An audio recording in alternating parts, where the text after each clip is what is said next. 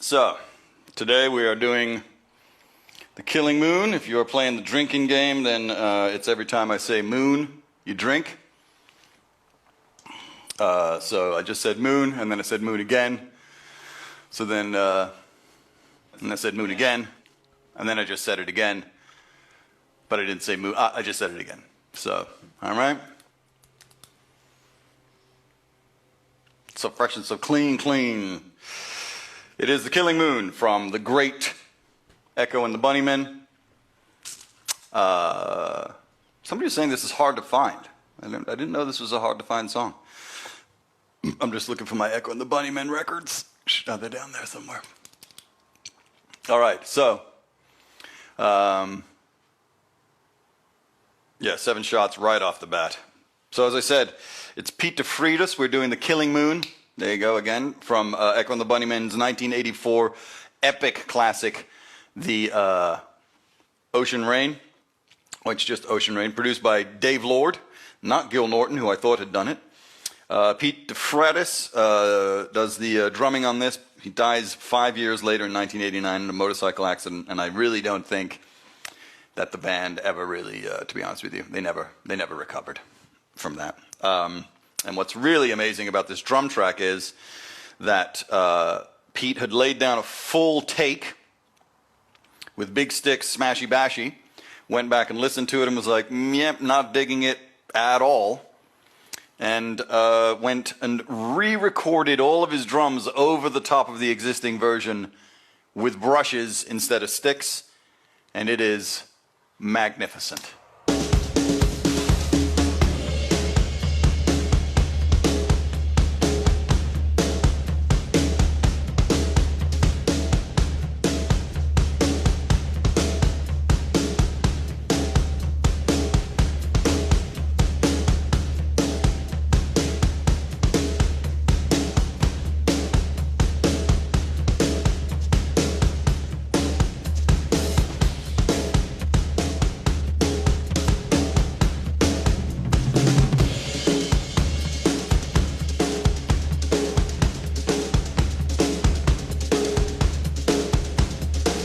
With, I believe, some overdubbed drum fills.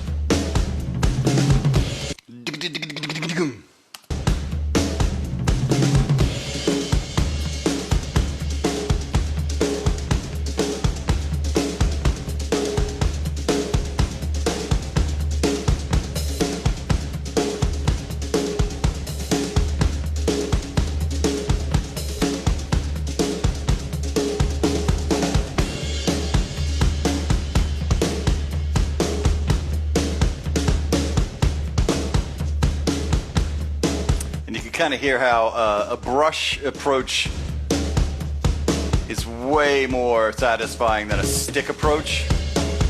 Like, this would have been way too brutal. Love that.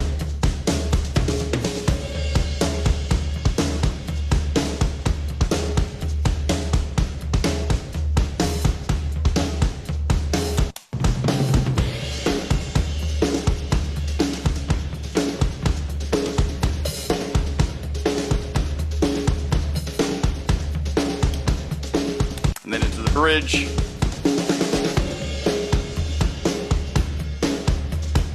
Active as fuck. Rolling. And once again, he's doing this over the top of the finished track, going back and recutting the drums.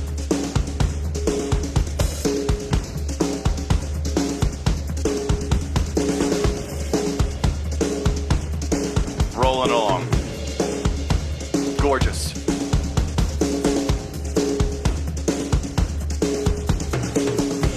Completely replaced it, Matt Tierney. It's just deleted the previous full stick track. Oof. I love that fucking dank.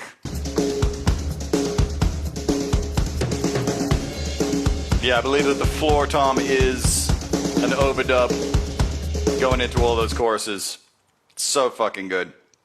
My favorite playing by him, I mean, obviously Bring on the Dancing Horses is a masterpiece, but I love Bomber's Bay, man. Bomber's Bay is my favorite Echo track. You'll also notice that I have solved the microphone hiss problem. turns out I was having my gain staging was all off. Yeah, so those of you that don't know, Echo and the Bunnymen are called Echo and the Bunnymen because they had a drum machine that was an Echo. So it was Echo was the drum machine, and then they were the Bunnymen. So, all right. On bass, the brilliantly named, if you're going to be a bass player, you want to be called Les Pattinson, because Les Pattinson is just, hello, I'm Les Pattinson. I play bass in Echo and a fucking Bunnymen. He's probably from Liverpool, in which case he'd say, hello, my name's Les Pattinson. I play bass in Echo and the Bunnymen.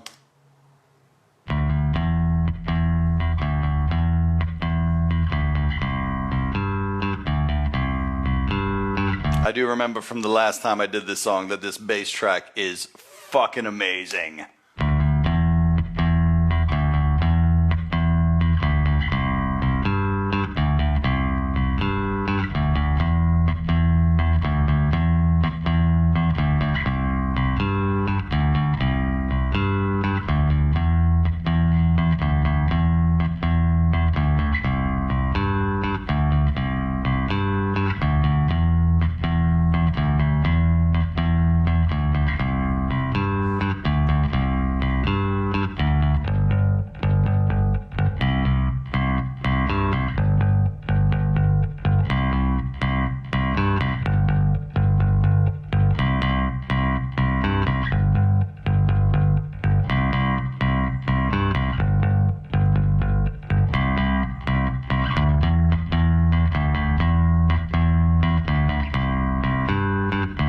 Clearly, when tracking the Killing Moon, the bass is not DI'd. It might be DI'd as well, but this is mic'd up in a room because you're getting this gorgeous room reflection.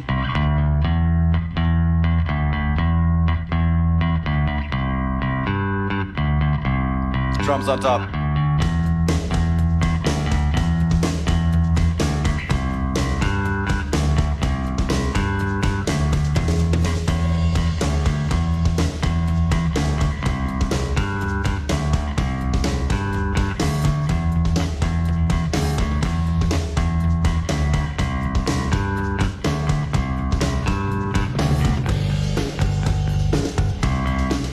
As far as engine rooms are concerned, I would have to say that this sound, it's a finessed engine room. It's an engine room with some grace to it.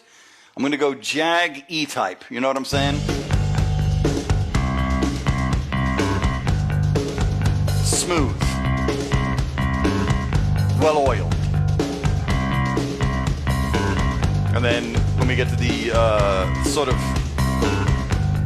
the early middle eight.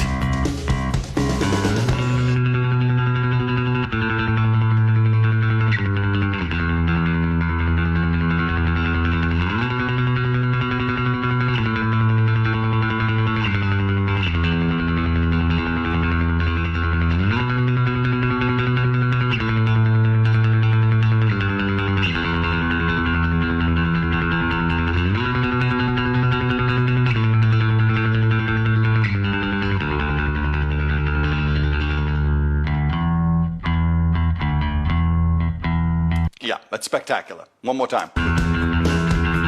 All together with the engine.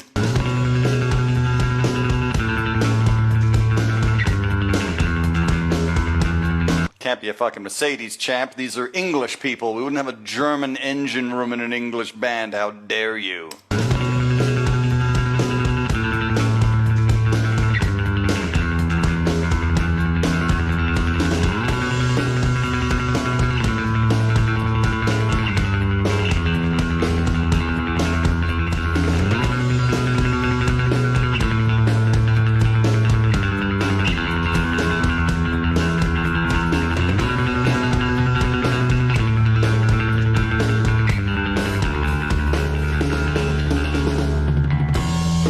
Back to the groove. One more time, because you've never heard it before, and I have. It's fucking ridiculous.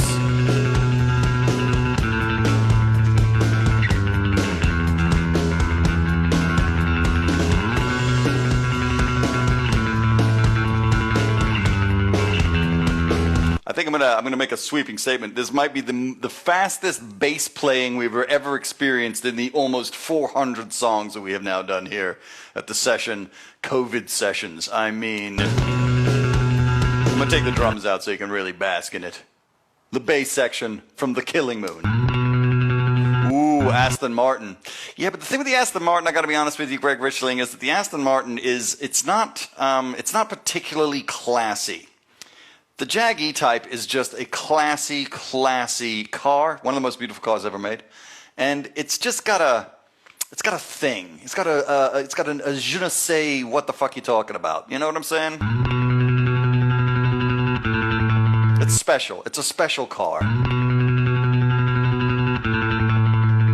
I will say a DB6. Ooh, a DB7? The James Bond one, perhaps.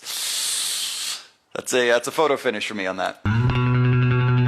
I still think it's got to be it's got to be a Jag E-Type.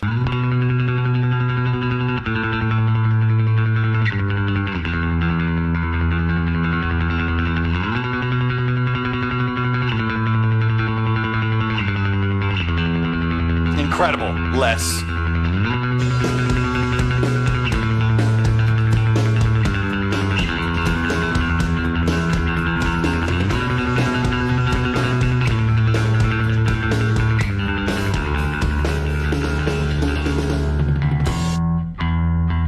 And then back to this shit. Get out of town.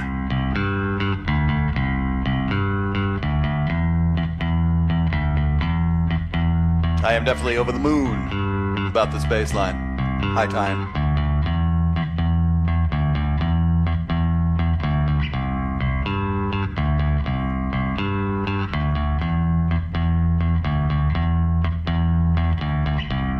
Then the last chorus to the coda.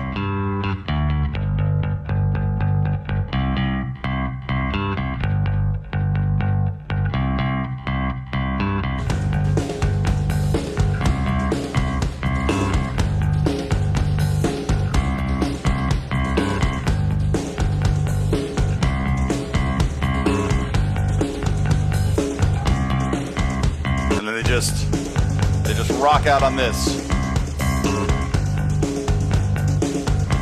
for the coda.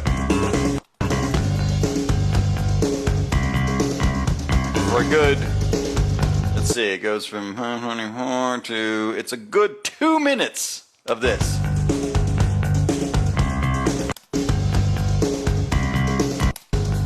Just sitting in it.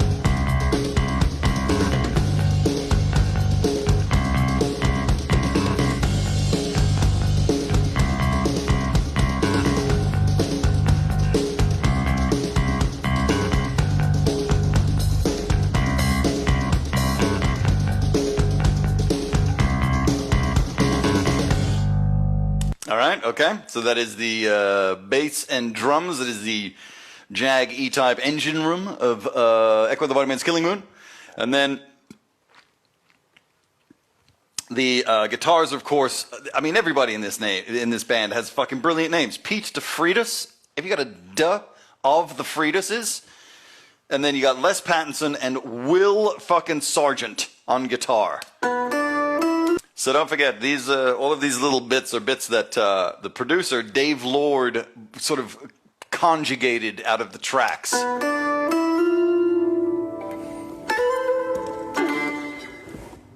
Just fucking around.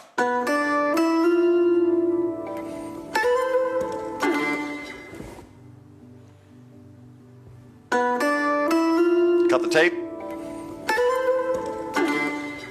Repeat it.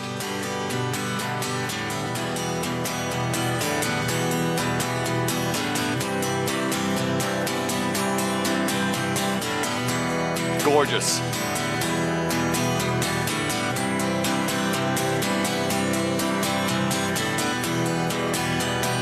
And then, of course, let's not forget the dude produced it. His name Dave Lord. So you've got fucking Dave Lord, Pete DeFreitas, Les Pattinson, Will Sargent, and Ian McCullough. That is a bunch of fucking names, Echo and the Bunnymen.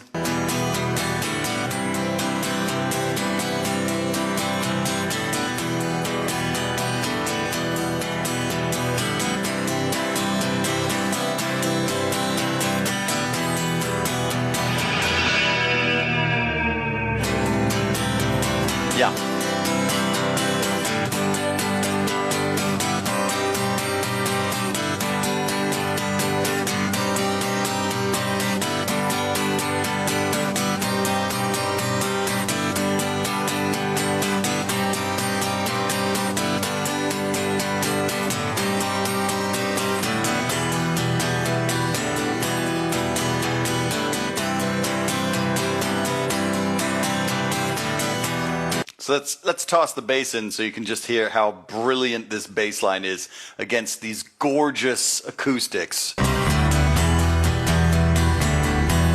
Whole thing.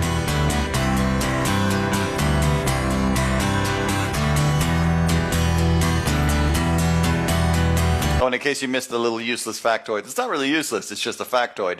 The entire chord progression is Bowie's Space Oddity backwards to get this.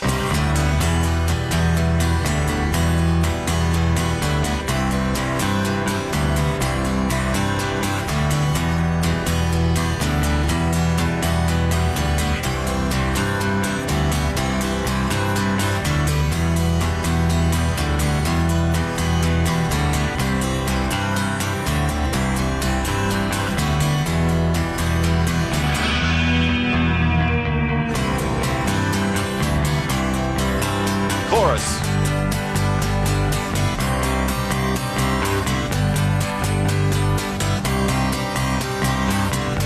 Spectacular.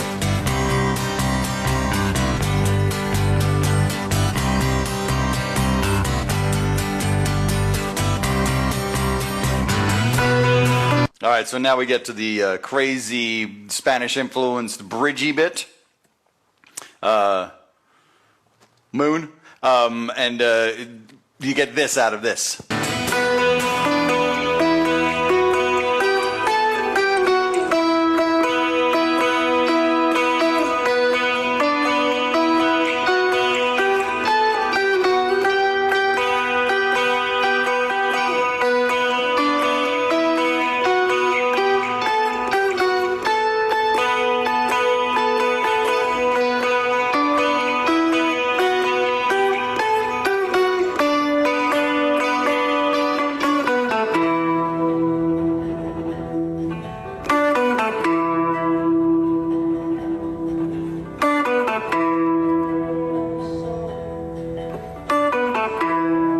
So now let's put the bass over the top of that. You get this.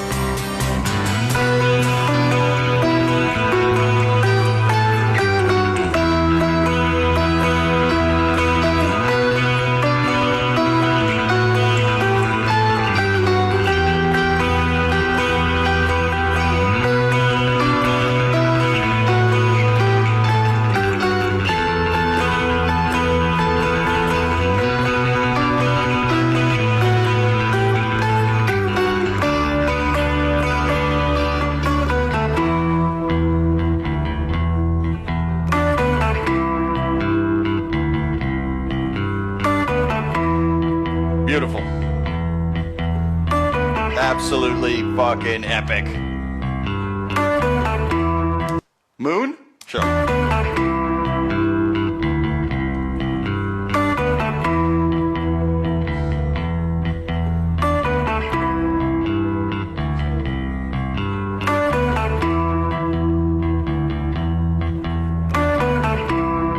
So fucking. And then that sound, whatever that journey is. Back to the acoustic strumming.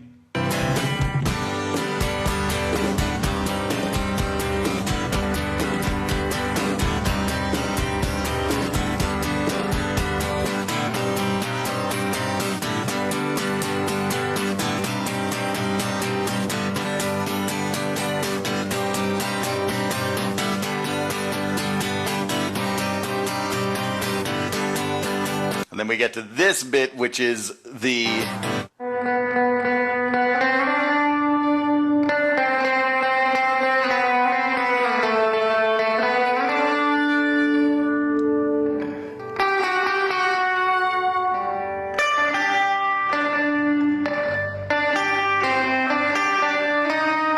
which by all accounts, and I would love to get some kind of confirmation, but supposedly this this lead from The Killing Moon was Will Sargent tuning up, and Lord created the lead out of him just tuning up, which is why it sounds so random.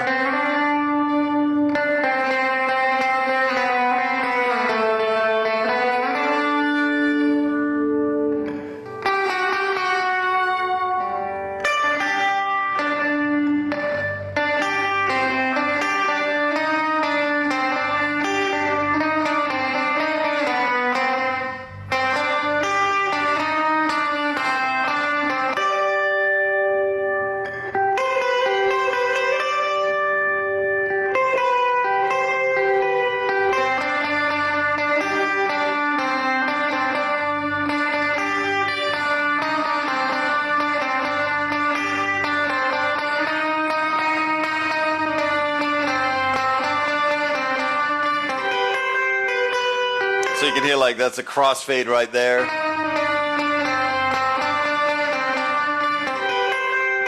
So that's where they, back in the day, like now in Pro Tools, you would just simply, by the light of a full moon, you would cut the tape, you'd cut the fucking thing and just do a crossfade. Back in the day, you'd have to actually cut the tape and then do a little bit of scotch tape on it just to get the...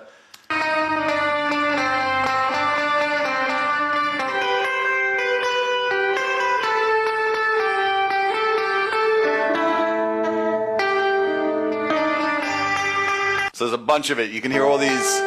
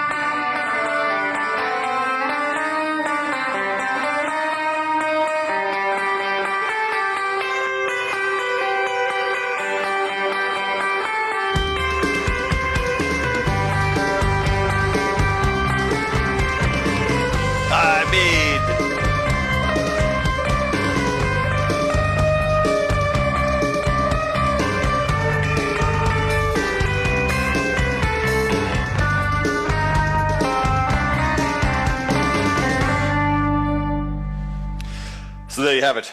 Will Sargent playing the guitar on The Killing Moon by Echo and the Bunnymen. All right, so now the first of the we haven't even begun the mind bending yet. We've just been dabbling in mind bending. It's about to get fucking serious. So the guitars are played by Will Sargent. The piano is played by Dave Lord, who was the producer of the song. And the cello is played by Adam Peters, who also, by all accounts, might have played the piano as well. So, credits, people. You know what I'm saying? So here we have this stem. And this is where it really starts to get gorgeous.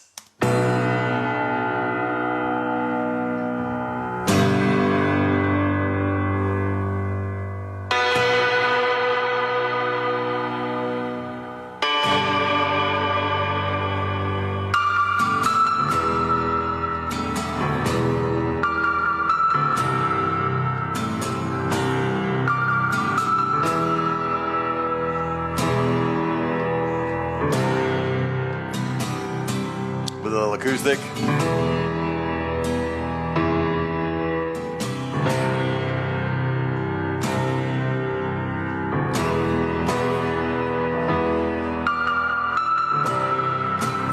No, this was not tracked at Abbey Road. This was tracked. A lot of the recordings were done in Bath, and then they did some decamping to Paris to do some recordings in Paris, and then they came back, and Ian McCullough of Echo and the Bunnymen for The Killing Moon decided that he wanted to recut all of his vocals in Liverpool. A little bit of this.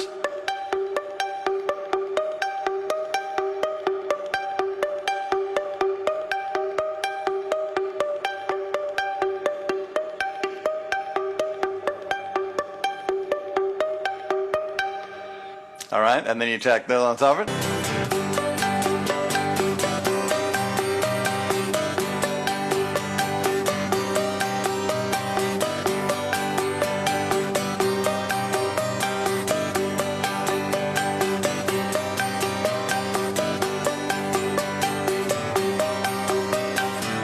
Right, and then the bass.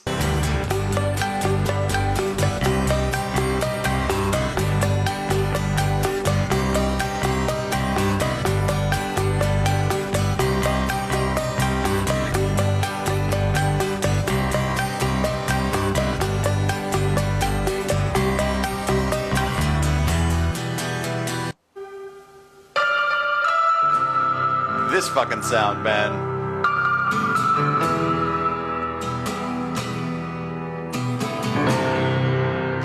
So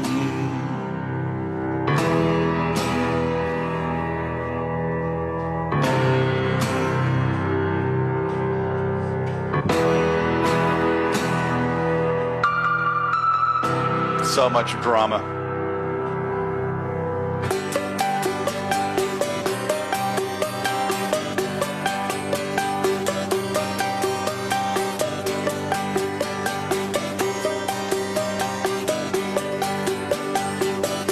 Take it to the bridge.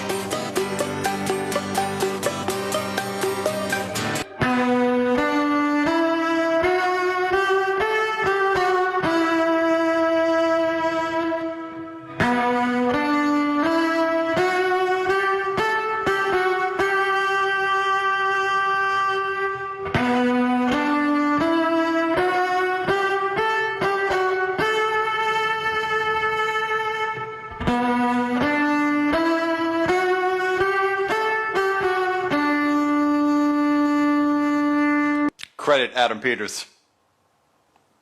Moon. And then, with the stupid bass part, it's only stupid because it's ridiculous, we get this.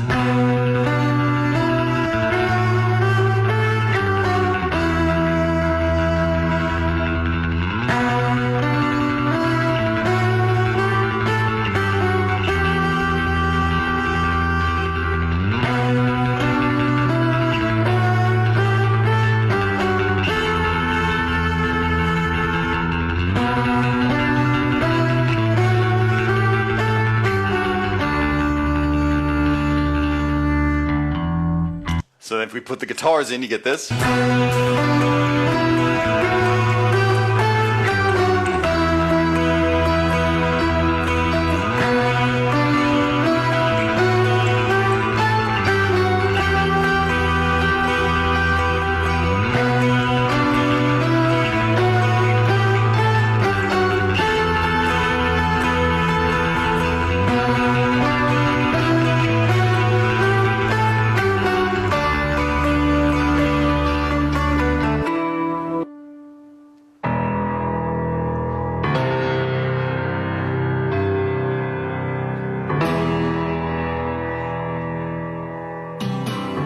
So dramatic. I mean, you can see the moon.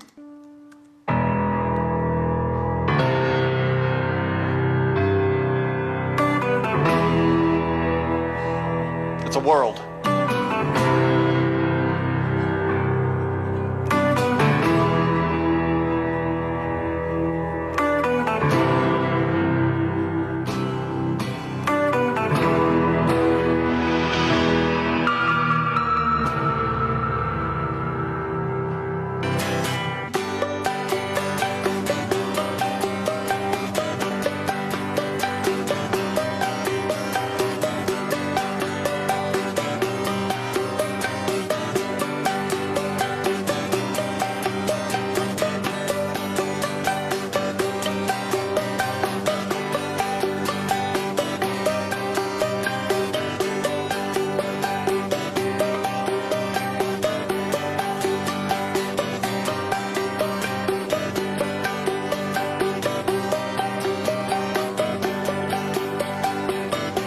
Coda.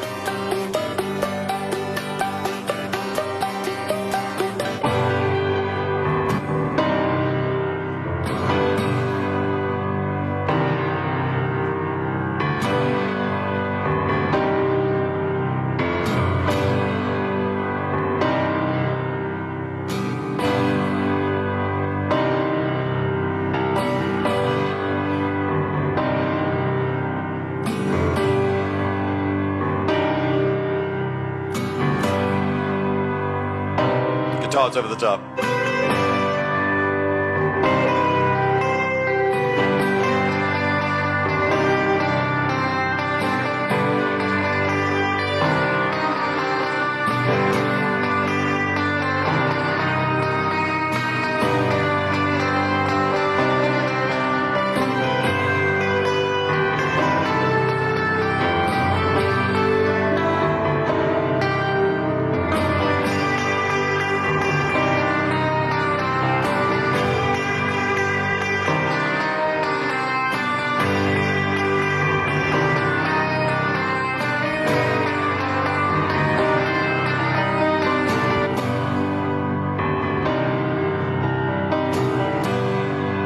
much drama.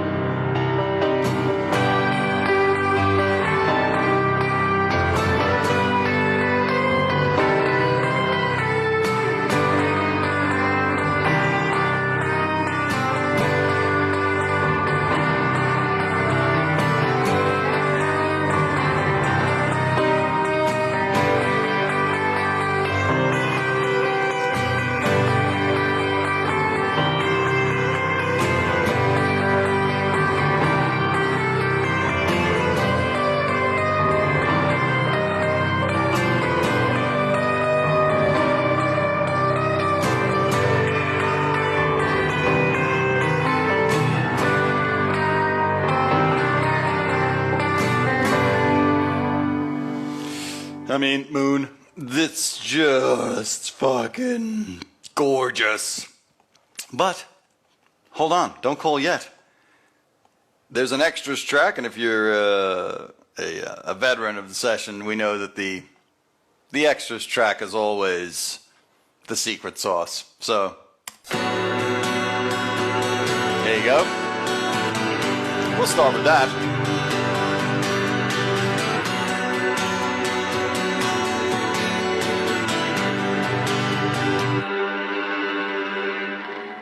And this. All right, a little acoustic. What's going on in the chorus?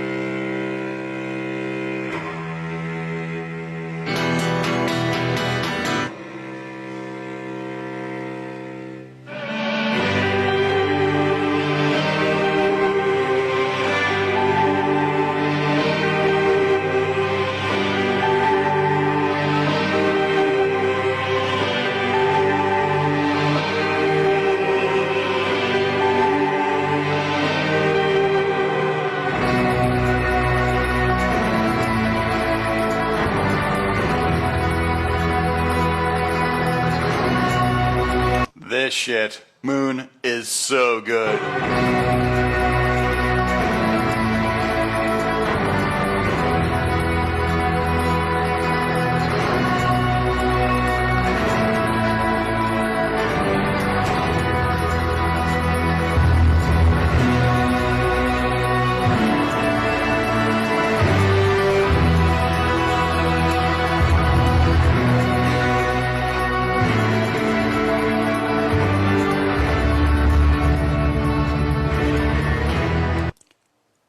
I'm going to lower the volume a little bit because it is overdrive.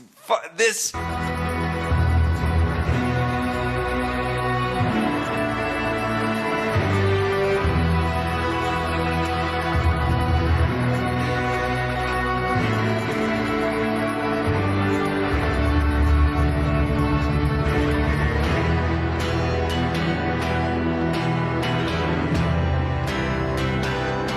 All right, so now let's start stacking the bits from this section here.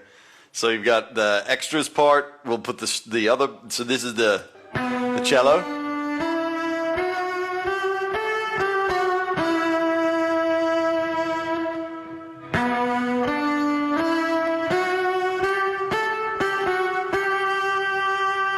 All right, and then we'll sort of stack that.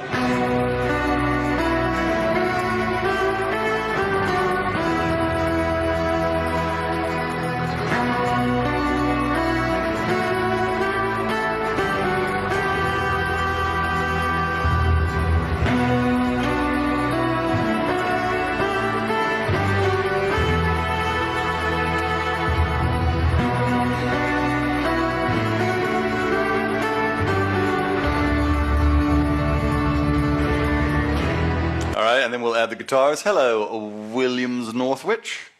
Guitars over the top of that.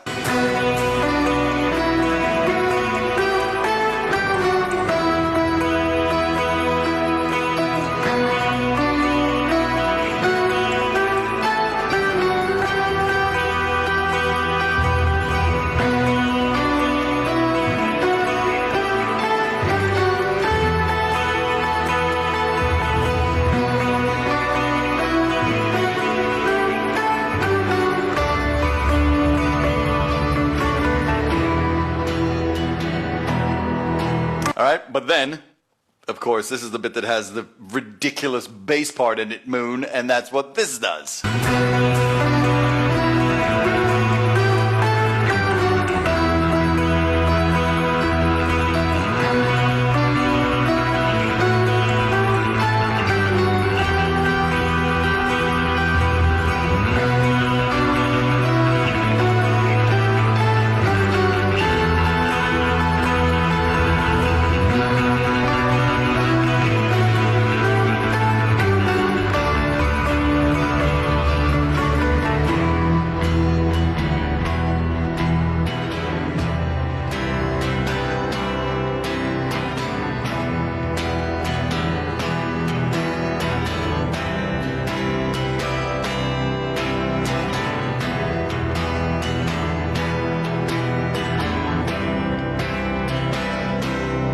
Likewise, William.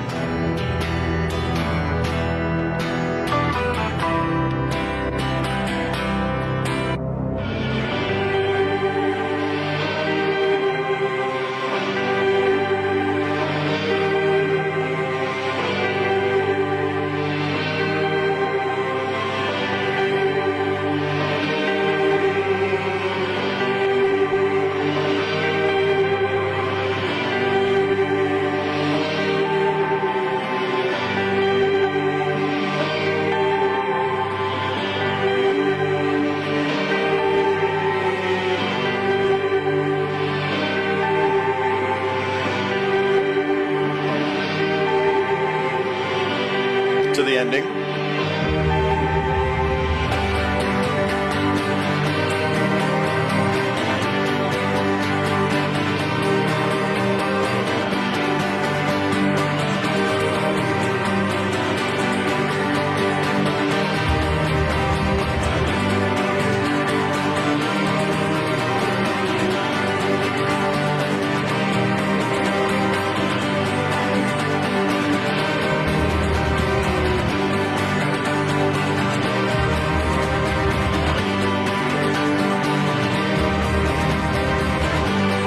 Whatever that low, like if it's timpani or whatever.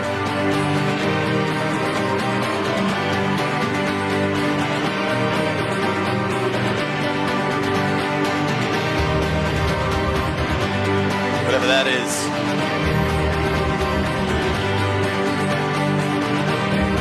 They just ride on this shit all the way out. All right, so Moon, what we should do is, before we do the vocal, we're just going to listen to the guitar track, the strings track, and the extras track together so you can really hear how this fucking thing is orchestrated. And everybody in the band, Moon, is working at fucking 11. Everybody. And Dave Lord might get the MVP on this thing, I'll be honest with you, because Dave Lord is the one who made sense of all this. He's the one who creates that guitar part. He's the one who brings the piano in. So he's doing a lot of heavy lifting. So MVP might have to go to Dave Lord on this joint, to be honest with you. To manage all this and to make this epic of a fucking classic out of it is quite the accomplishment. David Lord, if that is your real name, and I would imagine it is, because it's a hell of a real name. Moon.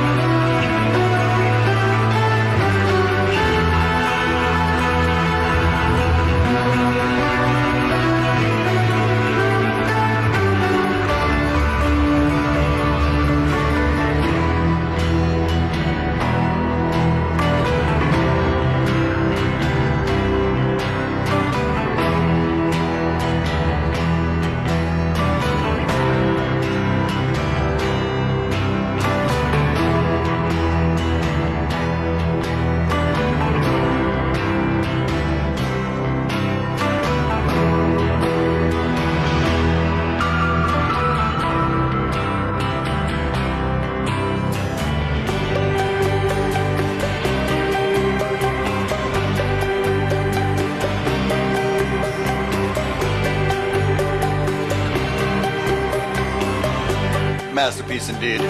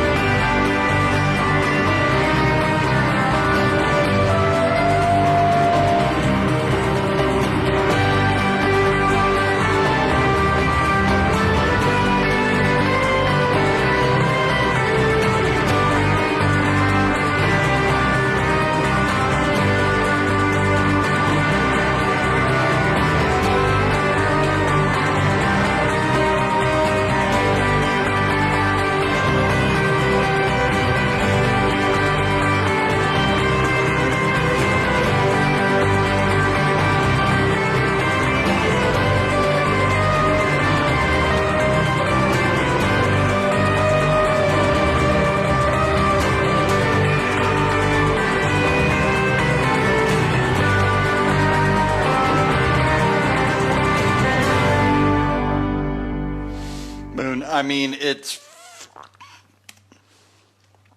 once again fucking Dave Lord getting full fucking props for being able to just handle all of that, and then to create the guitar lead bit, tack it onto the end, just fucking genius. All right, it's the moment we've all been waiting for. I mean, it just doesn't really get any more. It doesn't really get any more ridiculous than this fucking guy. Let's be honest. What a monstrous character. Totally unique to music. He states that this is his masterpiece. And if you missed the earlier bit where I was talking about, he says that he credits God with half of the lyrics because he had never experienced waking up and having lyrics in his head.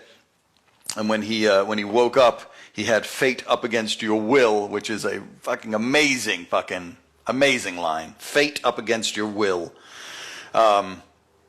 So if you're new to the experience here at the session, what we do when it comes to the vocals is we like to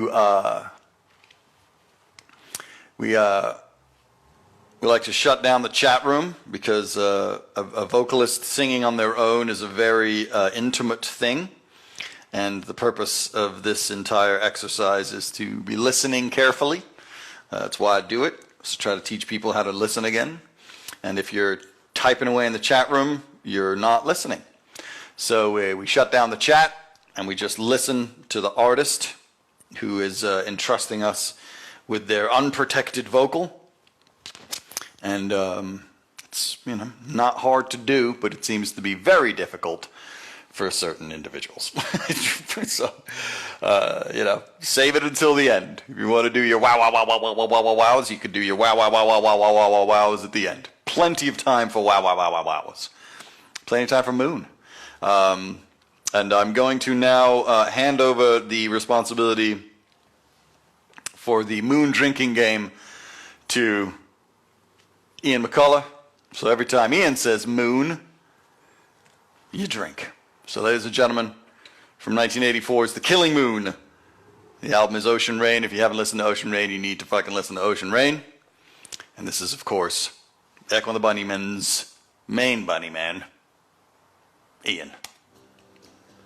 Under blue moon I saw you, so soon you'll take me up in your arms, too late to beg you or cancel it, though I know it must be the killing time, unwillingly mine.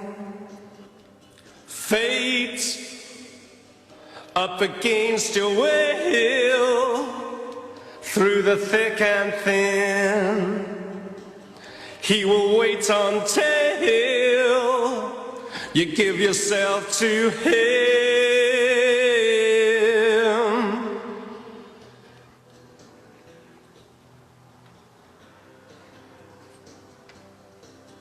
In starlit nights I saw you, so cruelly you kissed me.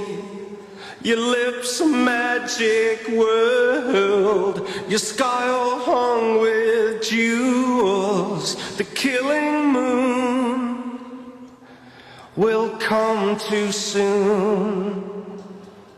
Fate up against your will, through the thick and thin, he will wait until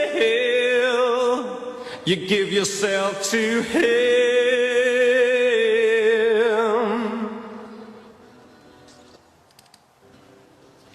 Under blue moon I saw you, so soon you'll take me up in your arms, too late to beg you or cancel it, though I know it must be the killing time, unwillingly mine. Fate up against your will, through the thick and thin, he will wait until you give yourself to him.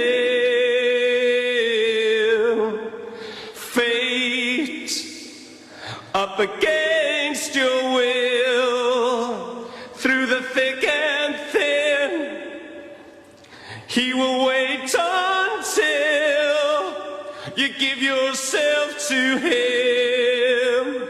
You give yourself to him.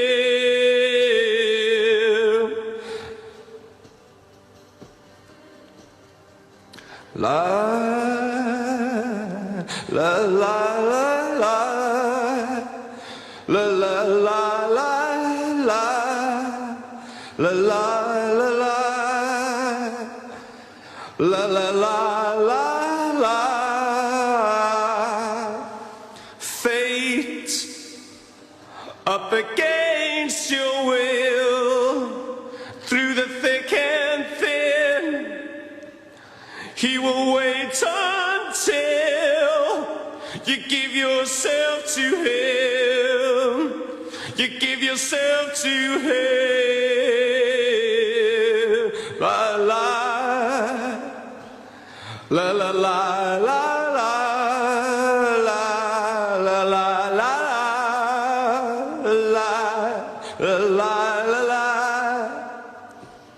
la la la la.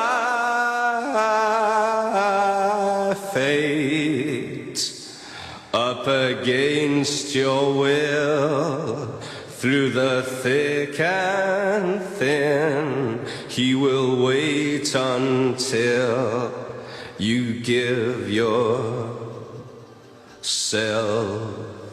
to him. Fate up against your will, through the thick and thin, he will wait until you give yourself to him.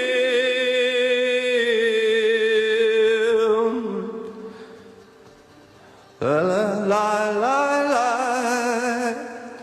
La la la la, la la la la la.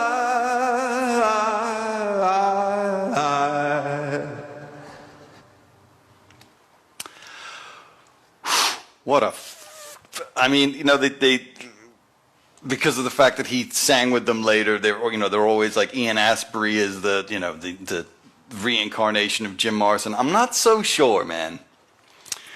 I think that Moon, I think Ian is closer to the reincarnation, the English reincarnation of Morrison. I mean, there's so much Bowie, obviously, in what's going on. As we said, like the chord progression of the song is Space Oddity backwards, but it's not that, man. I mean, there's definitely Bowie in here, but just his presentation and the ability to be able to weave the mystical in with the storytelling. Like, Bowie didn't do that. Bowie was science fiction. And McCullough never struck me as science fiction.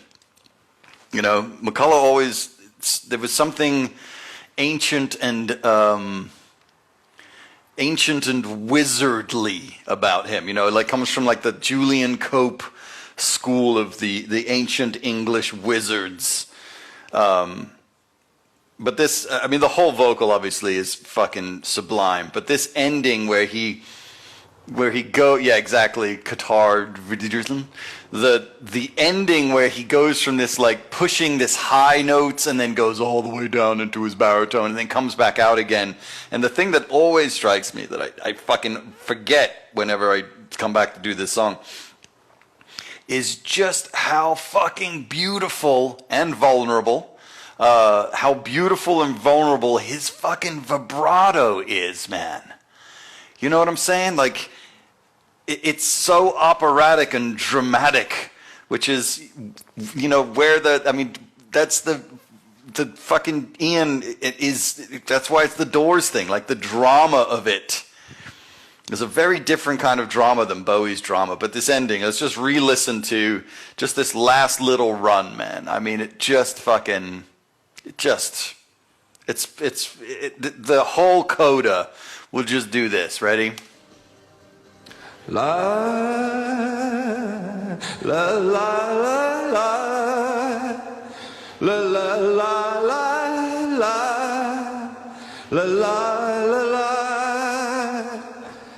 la la la la. Fate up against your will, through the thick and thin, he will wait until you give yourself to him. You give yourself to him. La la la la la la la. I mean, first off, just immediately, the choice is to go to Moon, la la la la la la's. This is a very, I don't know if it's easy for Ian to do, but as a singer and somebody who has tracked, well, I wouldn't call myself a singer, but as somebody who's tracked vocals and somebody who's worked with a lot of singers, to opt to go into this like somewhat gauche la la la la la la world where you know, lyric becomes secondary to melody is a very, very vulnerable place to get to. It's a very vulnerable place to put yourself into because all you have is your voice. There's no meaning that can be attached to the words. There's no drama that's attached to the words. You have reduced it to the simple childlike la la la melody. And it's so beautifully fucking placed in this song of all things, Moon. La la la la la la la.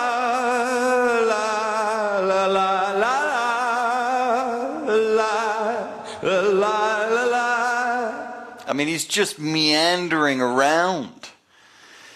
He's just meandering around because he's in his headphones. He's got all that mastery that we were just fucking listening to, right? He's got all of those fucking strings and that whirling fucking thing is happening. But let's not forget, he doesn't have...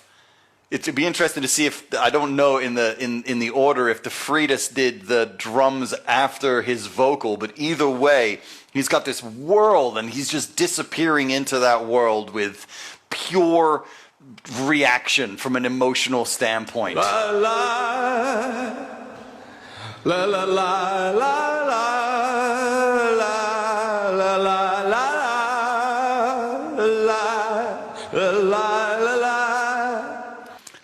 It's Lila lie. Like, what is this? La la la. It's like he's even like it's not even law anymore. La la la la la la la la. Fate. And then this bit when he fucking comes out of the lie into fate. La la la la la. And he falls off of it with high highs. Incredible. La la la la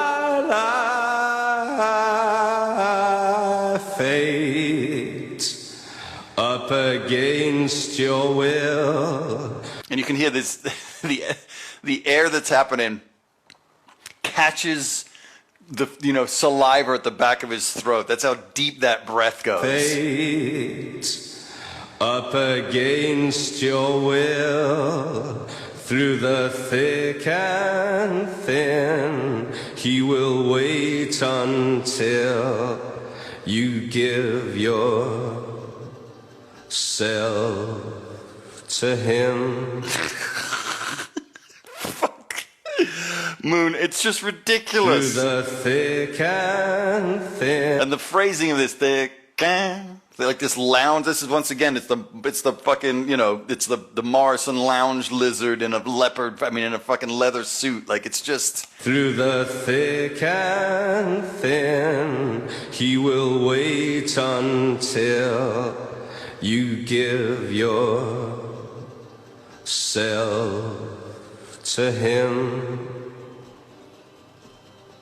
Fate up against your will. And then out of that, straight that shit? Fuck out of here. Up against your will. Through the thick and thin, he will wait until you give yourself to him.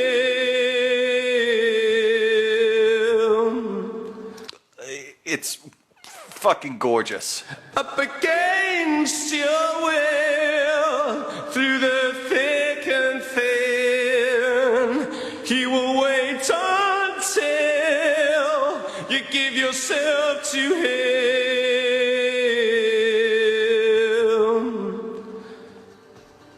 La la la la la la la la la la la la.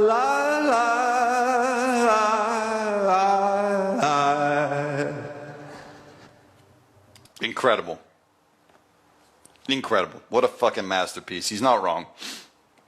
This is definitely his masterpiece. And one of the greatest songs to come out of the 80s. And the other thing to remember is that these dudes are fucking... These are not 30-plus-year-old men. These are still kids. In modern day, vernacular. These are kids. You know what I'm saying? And that's why this period of music is so special, because it's not men in the latter part of their lives writing about this stuff. This is fucking kids. The Smiths are kids. These dudes are fucking kids. Everyone is children. Children writing these words, children writing these melodies, children coming up with these fucking perspectives. Absolutely incredible. From Liverpool, of all fucking places. I mean, these aren't 30-year-old men. These are not fucking old dudes, Like, these are all fucking Moon youngsters, Knowing what the fuck they want to get done. All right, so we're now going to do my mix of the jam, which is a lot of fun with this one, I'll be honest with you. After this is done, we're going to click out And I'm going to go to Zoom if you want to join for a little Q&A afterwards, which will probably, everything's popping off. Will be just me talking a lot of shit. And then tonight we've got a Balloon Animals at 7 p.m. for a friend of mine. And we're going to be doing some Pearl Jam.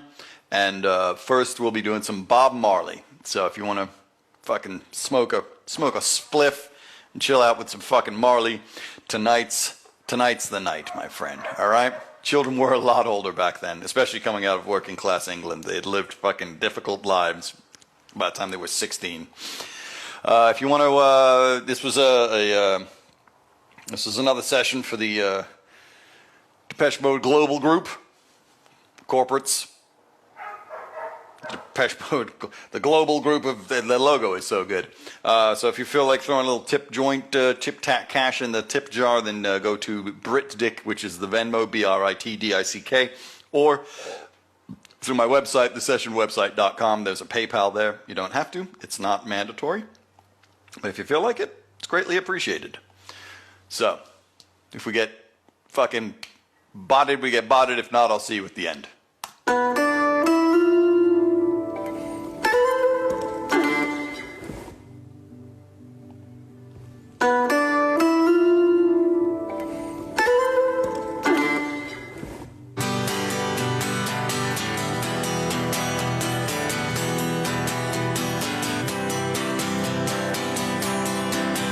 Under blue moon I saw you, so soon you'll take me up in your arms, too late to beg you or cancel it, though I know it must be the killing time, unwillingly mine. Fate up against your will, through the thick and thin, he will wait until you give yourself to him.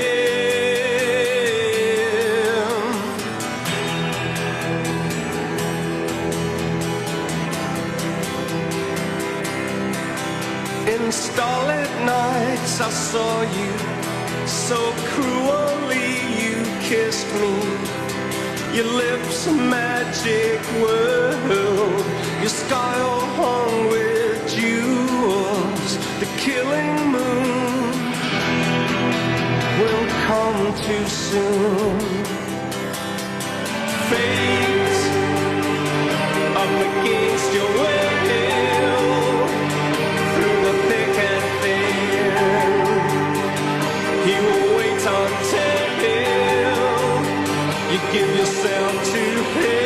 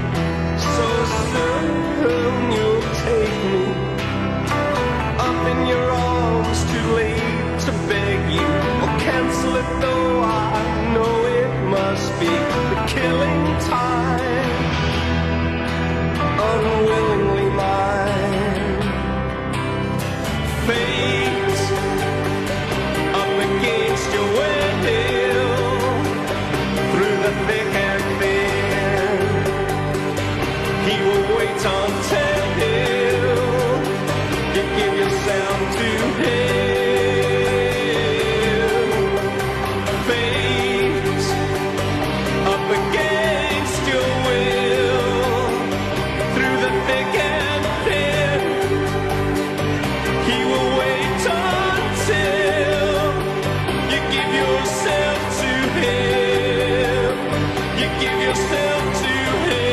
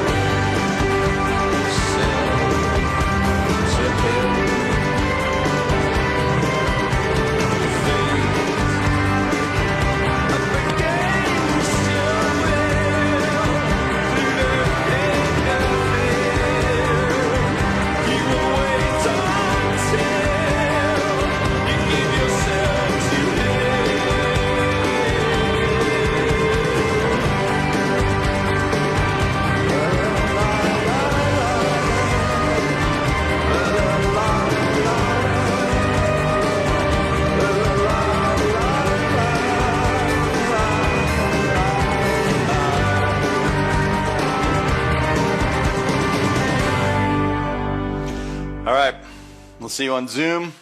I'll possibly see you back here tonight. I'll be here, so it's only possible because you may or may not be for the 7 p.m. Balloon Animals with some Pearl Jam and some Bob Marley, which is always a fucking tear-jerker, to be honest with you. I do love me some Bob. Feel free to tip at the Venmo BritDick or PayPal. The Neo, it's at the sessionwebsite.com. The link is in the top. The Zoom link for the hangout afterwards is in the tile that I put up on either my page or the other. If you're following me here and not following me at Christian James Hand, please click over to Christian James Hand. And I will see you all in the Zoom room after. I'm going to make some tea and take a seat and chill. And then be back here again tonight at 7 p.m. Pacific time. Wear a mask, get vaccinated, don't be a douchebag, try not to be a fucking insurrectionist, anti-constitutionalist, terrorist scumbag, and of course, Black lives do indeed matter. Real headphones don't die. Love, it's what makes a Subaru, and test negative, stay positive. Everybody, if you could do a little round of applause, unmute yourself. Let's give a round of applause. It's unnecessary. Thank you. It was really good. Really insightful. We're all drunk here now, Christian. I gotta tell you that. Yeah, it was so the least much I could moon do. going on. So much Fuck. moon. Moonshine. Did I miss it? I haven't drank it all yet. I Might think be I'm going at a moonshine. 4 beer per hour pace with this moon talk. Damn. There you go. You're welcome. Yeah, that's great. I'm trying to work out if we had get drunk more if I said the word was fuck or moon. It would have been difficult. Fuck for sure with you and your dirty mouth. Yeah. I know. Anyway, moon. Either way. Cheers. Well, I hope everybody enjoyed it. It's Yeah. like an amazing track. Yeah, that was awesome. Great. That's I missed always been a favorite of mine. I had no idea the complete of sounds, hearing them individually. I had no idea so much was going on in the drum track. Oh, I know. Fucking Pete is a fucking master. So, and then the thought of him playing that after everything was recorded because he didn't like the original track is just so fucking brilliant. Brilliant. So have you seen the Bunnymen live?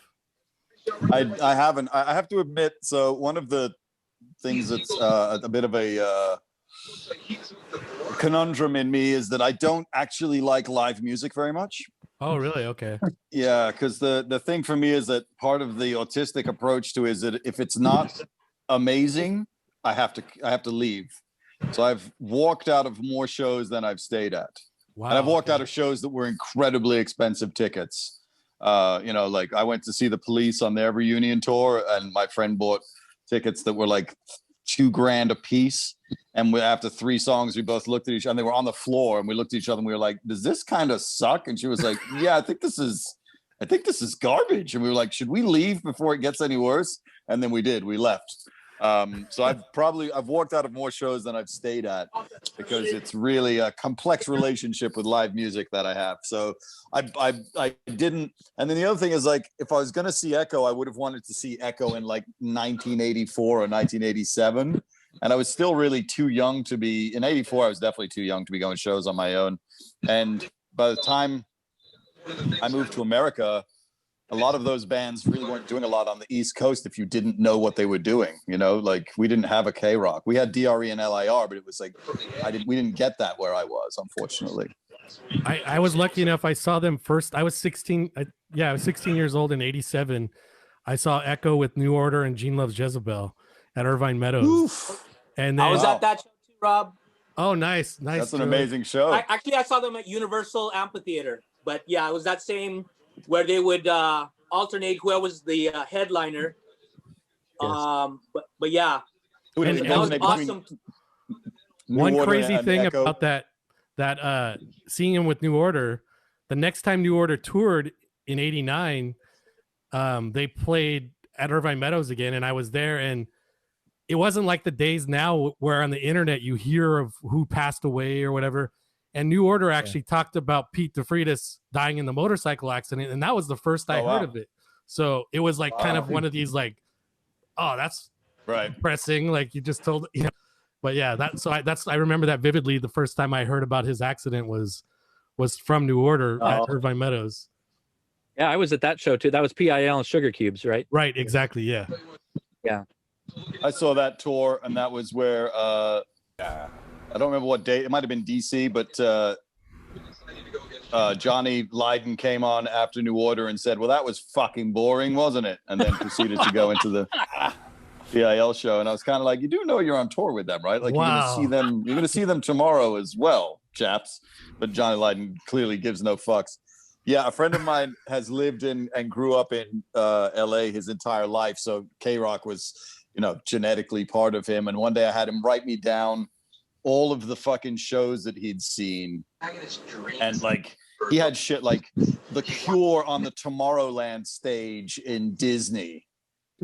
In like fucking, like the Boys Don't Cry era or whatever it was. And I was like, holy shit, like the shows that this guy had seen, because you guys were really lucky. I mean, DRE, LIR or whatever it was at that time on Long Island was obviously very powerful, but we didn't, like where I was I lived in Port Jefferson, which was at the bottom of a huge hill right by the ocean. So FM is line of sight. So the transmitters didn't reach us. You had to buy this FM booster that they sold to allow you to get it. So they didn't really have as much of a presence because it was also limited signal. It was an incredible radio station, don't get me wrong. But K-Rock is an enormous fucking signal because their antennas are in fucking Mexico, I believe. So they don't, they can fucking crank up the wattage. So at that time they were, tiny, but they're such an important part of the culture here that you guys had shows that we would never have had access to. They were in the city, but you have to train into the city and deal with that. Whereas right here, it was like Disneyland with the fucking Cure on the Tomorrowland stage. Like, that's ridiculous. I don't remember that one. That's fucking crazy. Yeah, it was all these like weird K-Rock nights that they would have at Disneyland. And he went to all of them with his brother, who was like 3 years older than him. So I was just like, and then he saw, the big one was he saw the Clash open up for the Who at the fucking Hollywood Bowl, which is just like, I don't even know.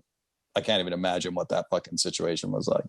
But yeah, I didn't really get to see a lot of bands. And I wish I'd been a little bit older in England, because at that point, when that shit was happening and getting to see those bands at the peak of their powers must have been extraordinary. Like, I'm so bummed I never got to see Gary Newman as a fucking, as the alien Gary Newman. It's like the fucking Cars and Our Friends Electric era fucking Gary Newman must have been just fantastic.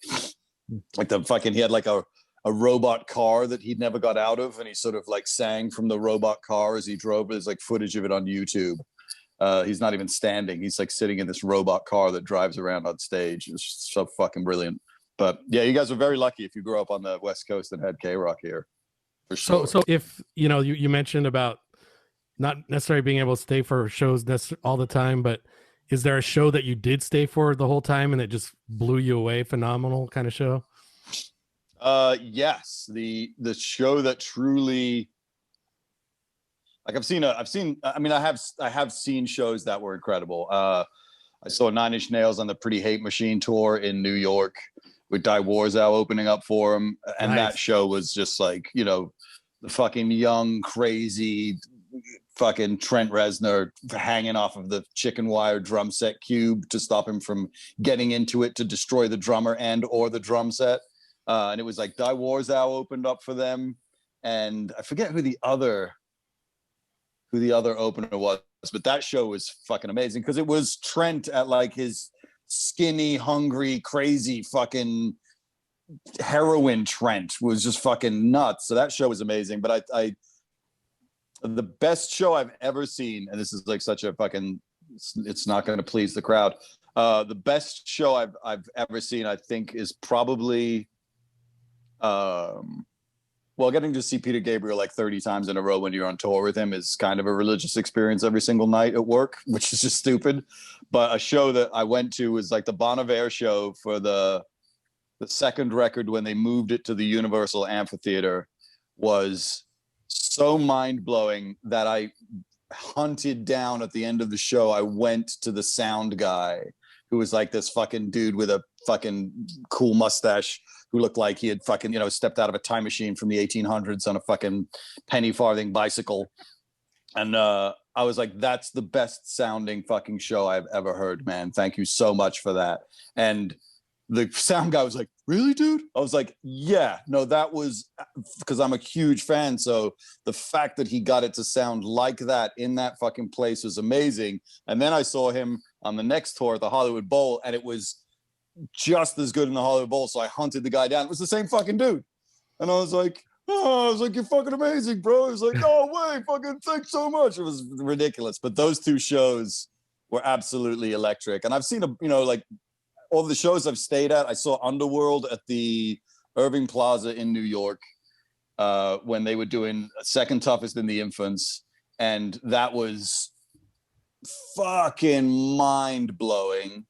I saw Crystal Method at my friend's club when they just had, it was the coolest fucking thing because it was back when they were like nobodies, when just, it wasn't even Busy Child. It was, what was the fucking one before Busy Child? Keep Hope Alive had just come out.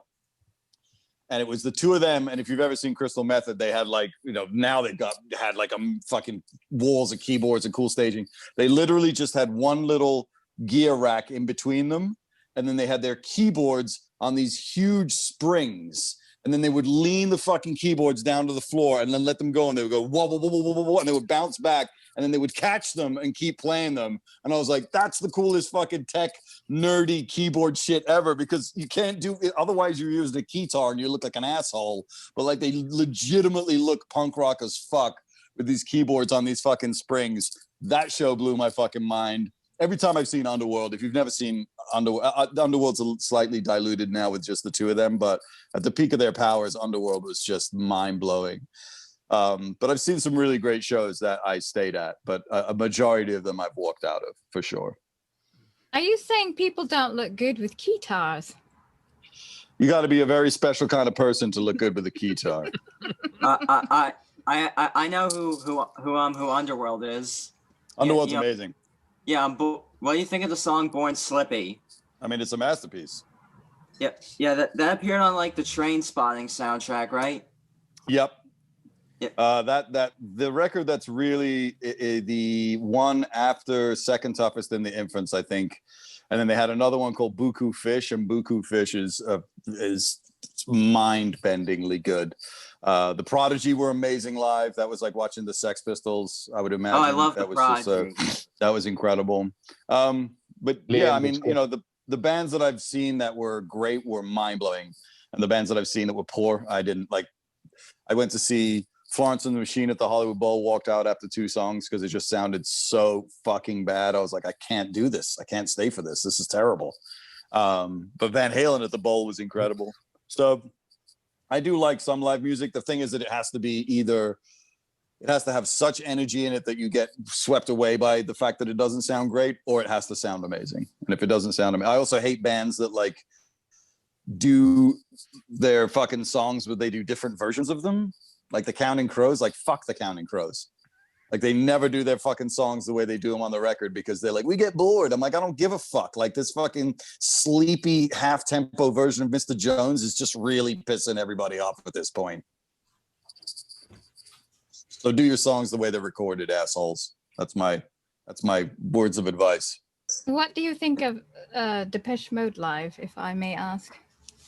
I loved Depeche Mode live when they didn't have a drummer. I don't know what this fucking thing is about having a fucking drummer. Like, who gives a shit? You don't need a fucking drummer. None of your songs have a drummer on them. I don't understand why this is this requirement that you have to have a drummer with 2 fucking bass drums. Why does he have 2 bass drums? He doesn't even need 1 bass drum. So you decide to double the insult and have 2 bass drums that you don't need? Like, it's fucking... When I saw them with the fucking bong, bong, bong, like the big fucking pads and shit, it was amazing. Like the fucking Black Celebration tour, all that stuff.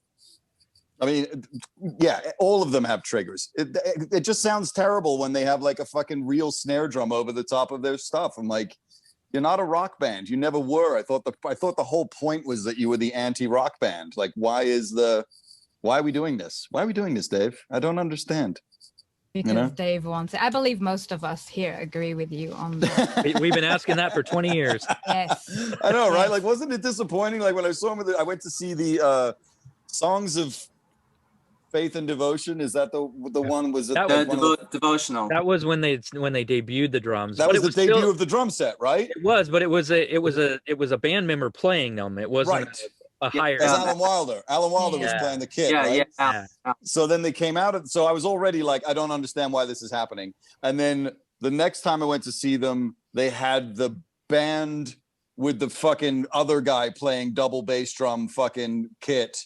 Yeah. And I was like, this is just not, I mean, I understand as a band you want to grow and all that, but you're not really adding anything to the story here with this business. You're sort of taking away. And then the other thing was that they had like, it had acoustic drum sounds over the top of Depeche Mode songs, which just never sounded, you know, like didn't sound right to me. So I was really bummed about that.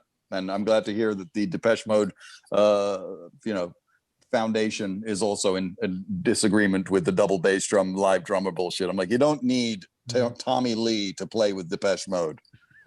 101%. We've got a question from Kia. Hi, Kia. Hey, thank you. That was amazing. I've Thank you. Probably been listening to that song for over 30 years and never heard it like that. So it's a gift. That's the point of the bit. Thank you. That's why I do it. So my question is, look, obviously one of my favorite songs too. I've tracked down every version. I've never found one that's better than the original one that they recorded. The extended, some of the other ones were good. Do you know if they've ever done a 5.1 mix of it? Because that's I don't think they have. That would be amazing. Yeah, that whole would be record. a few songs that would be amazing. Yeah, for sure. I mean, the thing is that the record labels have such limited fucking budgets now. I mean, I don't know if you heard this, but Capitol just shut down their mastering and their archiving facility and fired everybody, which is fucking terrible. And they have such limited budgets that the bands that they're going to go through the labyrinthian mess of like tracking down the masters, then finding people to do the 5.1s are generally going to be the Elton Johns and the Pink Floyds and the fucking, the Alan Parsons, like people where it's the return for their investment is going to be worth it, which is a real bummer because there's so much of this music. Like, could you imagine Violator in 5.1? Yeah, we have it. We have it. I mean, like, right? Like 5.1 Violator, like all of that stuff. That whole period has so many fucking records that should be 5.1. Like, I can't imagine what Violator in 5.1 would sound like. It's great. Incredible. I can only imagine. Incredible. Waiting for the night to fall is oh, dude. Yeah, it's one of those songs that just you're like sitting in it. It's like a swimming pool.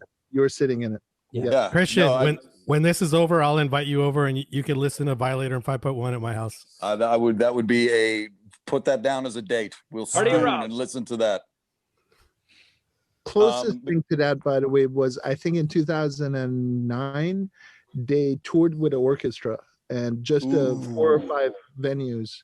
Right. Unfortunately, though, Ian's voice had some problems. I mean, it's better now, but he lost it. So that was kind of the miss, was that on the vocals, but the rest of the instruments were incredible. And I saw. Yeah, I mean, that's the thing, right? I mean, these guys. I mean, if you go and see U2 live now, the songs are like 4 steps lower than they were on the original recordings. These guys are getting old, man. So the ability to hit those notes and the fragility of those notes is gone. So it's why it's even more important, I think, to do those cooler versions. And there's ways to do, like, you could do an orchestrated version of that song using the original vocals. There's also this, it's kind of like one of my things is when I do like my version of the song at the end where I start with the little bits and then build it. It's like so many times. I mean, if they released that version that I played where it's just the 3 music stems without the bass and drums and his vocals, people would listen to that. Yeah, absolutely. People would listen to that. You could fucking license that thing because it's the drums and the bass that give it the drive always, that stop them from being these pastoral, gorgeous things. And I'm like, why the fuck don't they make these things available? Like, it's just so stupid. So stupid. But it's the record industry, so they're not known for forward thinking. Let's not forget. Absolutely, especially on the vocals when he starts going the la la la parts. Oh, at the end. He always used to ad-lib many of the songs and go into extended, just live. He brings in other lyrics, and he's one of the artists that's comfortable in playing the song and then adding a little bit Velvet Underground. Usually it's one of his favorite songs. Right. I've heard him sing like Sinatra in the middle of well, he calls it his masterpiece, so clearly he's a big fan of his own work on that one. Another song that'd be great in 5-1 would be fucking The Church Under a Milky Way. Jesus. Oh yeah. Christ. Yeah. That would be like going to church. That would be unbelievable. I remember that song when I was little. Yeah, well, I remember that song when I was old. I don't think you were born. I saw them in '88 with Peter Murphy at the Hollywood Palladium, and you weren't definitely not born in '88. I'm sure. I know, but I think like around like 2009 or 10, I heard it. I was born in 2004. You're making us feel old, Larry. Yeah. Don't worry about it. When you saw that with the Pete Murphy in the church, did Pete Murphy open for the church, or did the church open for Pete Murphy? Peter Murphy played first, and what sucked is I actually at the time they didn't allow like crowd surfing, and my buddies for some reason lifted me up to do crowd surfing.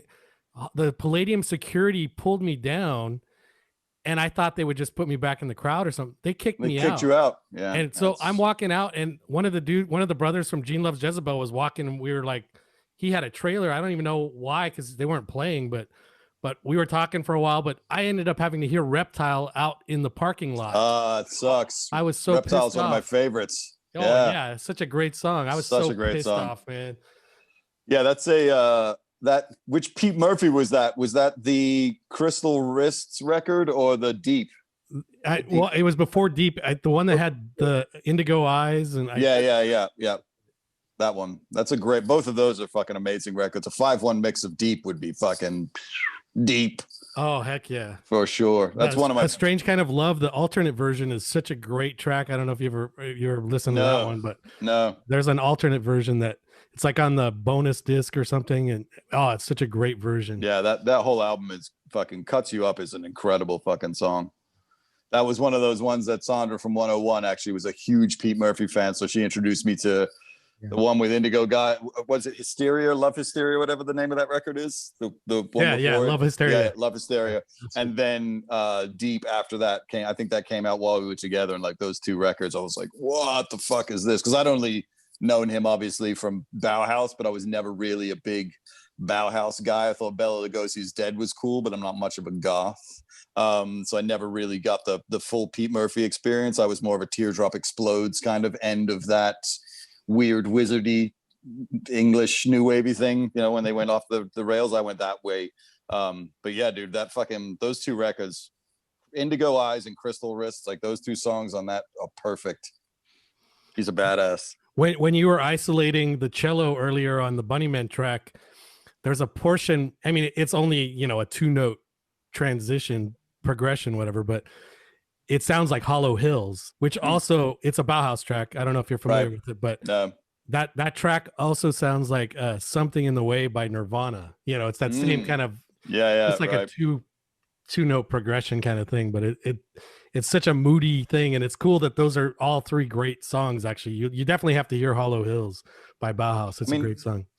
Like the Bauhaus stuff in 5-1 would be crazy. The Susie shit in 5-1 would be crazy. I mean, there's just so much of that really beautiful, the where they understood the landscaping of music.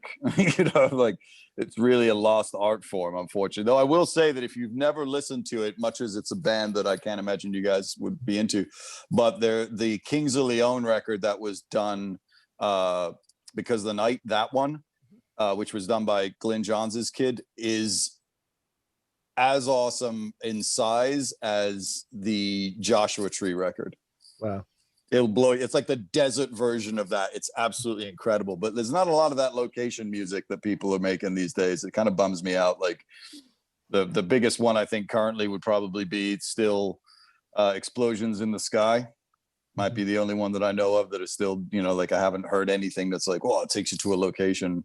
But all of that stuff would be so sick in 5-1. Are you familiar with the Susie track? You had talked about Susie. Are you familiar with the track Red Light? No. Okay, that's one that I would recommend everyone check out, especially like all the Depeche Mode fans.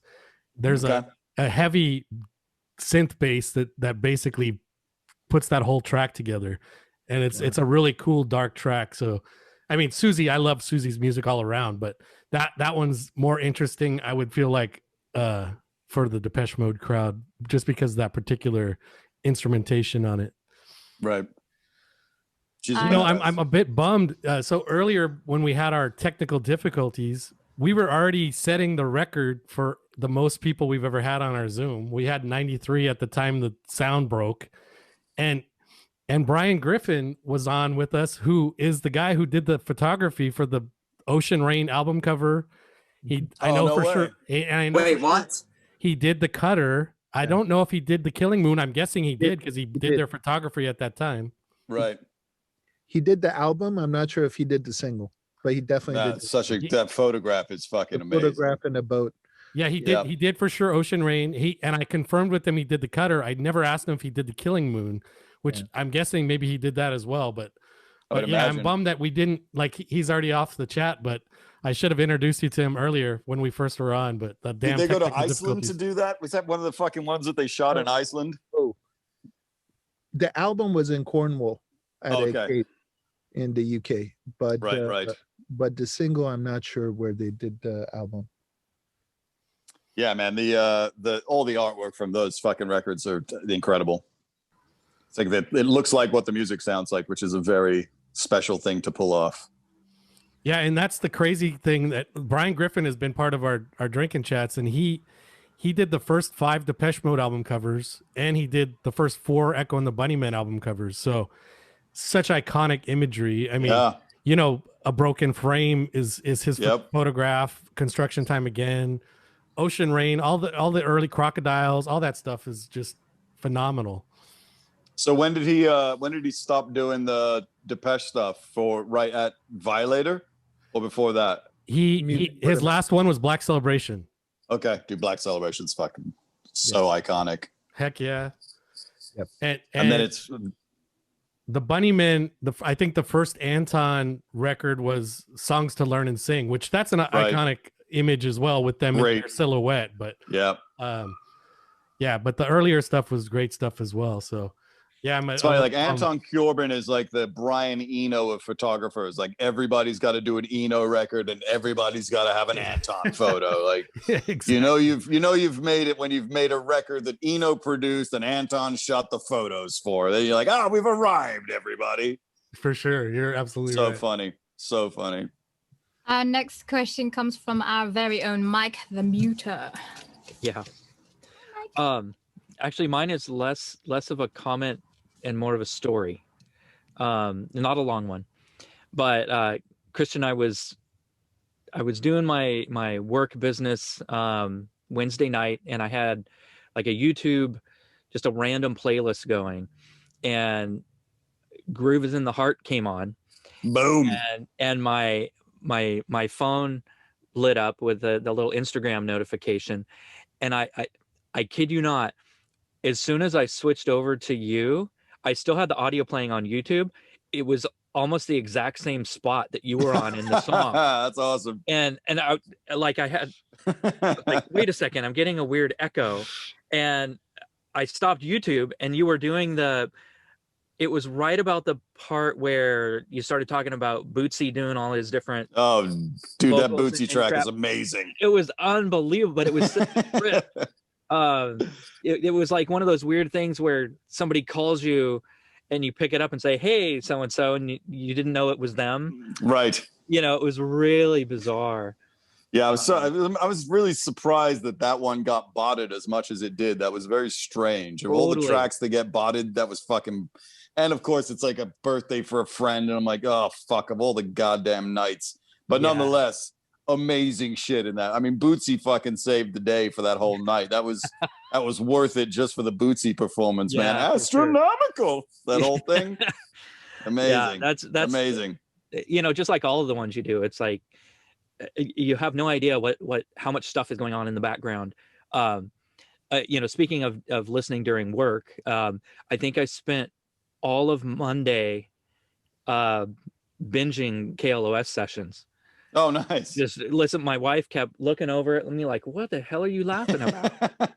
And it was just all sorts of different bands too. It's, you know, it's one of the things that I was when I switched over to KLOS, because I had left the sound, and you know, one of my issues with the sound was that I was so fucking locked into classic rock, and they wouldn't even let me do 90s shit.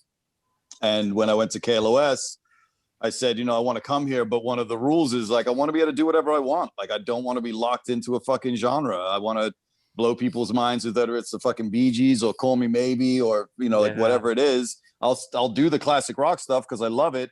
And there's certain songs that like I can't do any Eagles on Instagram because you instantly get fucking binged for that. So I love doing the Eagles and shit like that on KLOS, but I also want to be able to do special shit. Like we're off this Monday because it's Martin Luther King Jr. Day, but the following Monday is my birthday, and it's not my birthday that day, but it's my birthday week. And I use my birthday as the excuse to do whatever fucking song I want to do. So the one I have planned for that Monday is fucking amazing. Nice. It's so good. The vocal is extraordinary. But I did Call Me Maybe for my last birthday gift to myself. So this is my I listened to that one. Oh, the Call Me Maybe is once again, that was insane. That's my Mount Everest. Next question coming from Tom Comer. It was just a thing about with Brian that he actually directed It's Only When I Lose Myself video. Oh, he got into video direction too? Yeah, a lot of those guys did. It was a really smart move back in the day. You can make considerably more money doing that than you could being a photographer. So he did It's Only When I Lose Myself? Yeah, I mean, that was... Is that the only one he did? I believe so for Depeche, yeah. But I mean, that was... I mean, that's like a 10-year difference from when he was doing still work to doing videos. So not sure if he did any other videos as well, because I know he worked with... God, who didn't he work with? Right. Pretty much everybody. But yeah, that was it. Well, he took some amazing still photographs, that's for sure. I was listening to some of your back catalogue, like Thin Lizzy and Red Hot Chili Peppers. I really, really enjoyed the breakdowns of those. Yeah, the Thin Lizzy stuff. I actually got to do, I did that in Ireland, in Dublin, on the local rock station, and it was fucking awesome because Americans don't really know it, but the English do. Like Thin Lizzy, but for specifically Phil Lynott is like a national hero, especially in Dublin. Yeah. And so I've been booked to go on and do it, and I walk in and it's like this fucking the host was like this, he looked like a fucking pirate. He was this fucking old Irish guy who's probably in his fucking 60s, had seen everything like 15 times. He had like sailor tats on his fucking arms, and he was just fucking awesome. And he was like, so what are you going to do? And I was like, oh, I got these, I'm going to give you the separate pieces that make up Boys Are Back in Town by Thin Lizzy. And he was like, all right, not understanding anything that I was saying. So then I fucking, not because of my accent, but just because he didn't have any comprehension that I had the fucking separate tracks of that. So I start going through them, and as I'm going through them, I can see that this dude's just fucking eyes are like opening wider and wider and wider. And then we got to the vocal, and I was, like one of the great things about that vocal when you listen to it is that you realize how much of Van Morrison is in everything that Phil Lynott did, and he's actually in all of the music that comes out of Ireland post him. Even Bono's got boatloads of fucking Van Morrison in him. So I'm sitting there and I play the fucking vocal track, and at the end of it, the dude is basically weeping on the air, and he was just like, couldn't believe that what he had just heard, because that vocal is like one of my favorite fucking vocals. Phil Lynott's one of my favorite characters. Like I went out to his gravesite and saw that, which was like a pilgrimage that I had to make. But I'm a big fan of the Thin Lizzy as a character, as a person, and as a musician. And then of course Huey Lewis in the News playing fucking, or Huey Lewis of Huey Lewis in the News being their harmonica player for fucking a little while there is a ridiculous convergence of characters. Like imagine what that would have been like, for crying out loud. But yeah, I'm glad that you enjoyed it, man. Thank you. That it's a great thing to be able to do all these fucking songs. Yeah, it's amazing. Thank you. Thank you. I keep seeing hands coming up and then down and up and down. So if you guys have a question, feel free to contact me. Christian, while you were doing the Killing Moon breakdown, I saw that somebody in your chat on Instagram said, while you were talking about how the chords of Killing Moon were inspired by David Bowie playing David Bowie's Space Oddity backwards. It was being played backwards, inspired it. And somebody said, but how do you know that? So my question is, how much do you go and look for this information? Because you have a wealth of knowledge when you're doing these breakdowns. How much do you spend time doing that? Or is it... Each song gets a little index card. This is the Killing Moon index card. You can see it says the Killing Moon. And then nice. because I'm autistic, every single one has the same layout. So they're the players here, and then the producer goes right here, and then there's little tidbits of information. But this is all of the songs that I've done so far. Oh, and then wow. this is each of these is, so if a band gets 3 songs, then they get their own envelope, like Bowie Nails that's Bowie and Nine Inch Nails. So, and then over here, this is the new stuff that I haven't done. So I do research for each one. They each get their own little index card. I also have tons of books that I've read. Also, like, I've been a Mojo subscriber forever, so I have a lot of useless. It's like I've sort of turned. It's like when Greta Thunberg says that she considers her Asperger's a superpower.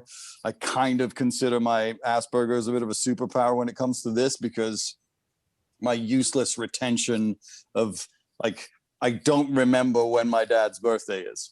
No clue, but I can tell you all sorts of useless information about a million bands. So I kind of have turned it into a usable skill, and it's also a life. This is my number one passion. So I've accumulated so much useless information from book reading. I have more music books than any other kind of book in my house, and magazine subscriptions, and I pay for Wikipedia. I do a monthly donation to Wikipedia because I use that a lot, and I think that's a paying for that service is a really smart idea. And then there's a bunch of, like, the bands have their own websites, and then people, it's really nice to see people kick in information in the chat and be like, hey, did you know this? And I'll amend the index card and scratch out the thing that I got wrong. So I'm constantly sort of refining the index cards. Nice. You've got really nice handwriting as well. Thank you. I went to school to be a set designer, and one of the things that we had to do was you had to design your own font so that if people saw your drawings, they would know who it was from the font. Oh, so wow. That was like, actually, that we had to do that in like the first couple of weeks. And what sucked was we had a piece of architect's vellum that's, like the size of a small tablecloth or half a tablecloth, and you had to do 1/8-inch squares, 1/2-inch squares, and full-inch squares, and you had to do A, B, C, D all the way through to Z, and then 1 through 0, and you had to repeat it and repeat it and repeat it. So by the end of it, you had your own font completely designed. It was a fucking nightmare of an assignment. That's old school font, man. Awful. So I mean, like, people had nervous breakdowns doing that assignment. It was terrible. But coming out of it, I had I've got a pretty recognizable handwriting. So thank you. I worked hard for it. It was not easily acquired. I've got a comment from Simon Dufour. This is rad. Christian James Hand. Hey. I actually just want to say thank you. You made 2020 so much better for me and my family. Pleasure. Like, it's been a shit year, and you know it. And my wife and I were literally talking about you last night about the Prince session that you had. Sorry, I'm a little drunk. I've been taking shots every time you said moon last time. Yeah. But we were talking about that Prince session that you had, and that was one of, like, my highlights of 2020 was that night. Yes, it was incredible. That was magical. It was magical. I'm getting literally getting goosebumps just thinking about that night. So I just want to say thank you. I'm a cannabis accountant on the nice. on the chat. So I know you call me out every now and then. Nice to meet you too, brother. Absolutely. I just want to say thank you. That's all. Thank you. If it wasn't for you guys, it would just be me sitting on the fucking floor talking into the air. And I'm glad you got to be part of that Prince one. That Prince one was actually I talked about that last time I was here, but that Prince one was really one of the most perfect evenings of broadcasting I'd ever done. Unbelievable. It was unbelievable. Thank you. We were all very lucky to share in that. I'm a music guy, and, like, the fact that there was only 600 people in the chat room that night, like, blows my fucking mind. We actually got to 850, which was my. Did we really? Yeah, we got it to 8. Well, I saw it because I have a screen recording of that night, so I actually have all 2.5 hours. of it, and it's cool to watch the chat room go from like 102, because I was actually really early in what I was doing as well, so it wasn't like the routinely 300 people, and I had put up a tile, and I think it started at like 150, and then it just builds and builds and builds and builds and builds, so by the end of it, it was like that was a really unique experience for everybody. So yeah, I'm glad that you were there for that. My wife and I talk about you all the time, and I let my kids listen to it until the music stops, and I got to take the headphones off. Well, because I know there's going to be an F-bomb right after that. every time, it's coming. All right, brother. Thank you, man. See you on Instagram. For sure. Thanks, Simon. I have a question. Will there ever be a breakdown of a Taint Stick song? I don't even know where the fucking masters. I think I have them on a hard drive somewhere. I don't think I would do one of those. I'd probably do a Death, Die one. The Taint Stick stuff was like so rudimentarily done. We didn't think anyone was going to give a shit. So it was just, to me, it was like Rammstein level brutalist. But the Death, Die stuff, once I knew that we were going to have an audience, I was much more careful, and I wanted to make masterpieces. So I think that I would love to, like, Awesome World, anything off of fucking Ninja Flying Eagles is just fucking amazing. So if I can find the masters, I would do it. They're somewhere in my house. Nice. Thank you. Thank Rob, you. back to you.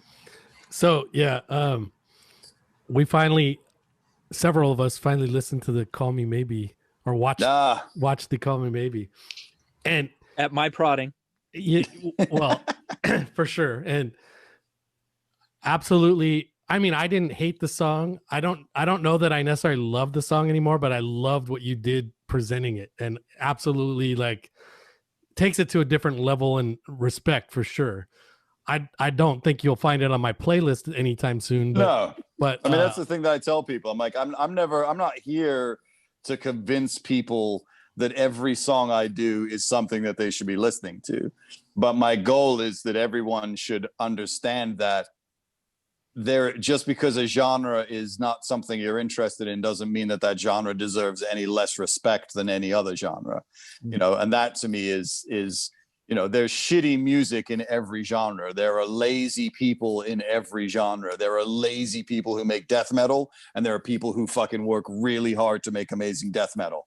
There are really lazy fucking, new wave bands, and there are bands that craft their fucking songs, and you can find fucking transients in every genre, but when somebody nails it, you can't say it sucks. You can't walk away from Call Me Maybe now and say, well, that's a piece of shit. It's impossible. Like, once you hear how fucking clever and intricate and clearly thought about, and the thing is, like, the moment that you know that it's thought about is even if you don't know the story, when you hear all of those little lines, when you hear all of those little things working together, like, I'll trade you coming and listening to the 5.1. You'll come and listen to Call Me Maybe on a $5,000 pair of speakers. And at the end of it, you'll just look at it and be like, I can't fucking believe that they got all of that to sit where it does. And then the moment that, to me, Call Me Maybe becomes an act of genius is that that auto-tuned harmony track that makes no sense. That is just doing completely random, weird shit that when you put it with the main vocal, you're like, I want to talk to those guys and find out if they sat there and crafted that harmony track, or whether it was just like set the auto tuner and by accident it did that. And they were like, fuck, we'll keep that. Because either way, it's brilliant. The option to keep it or the option to design it is still brilliant.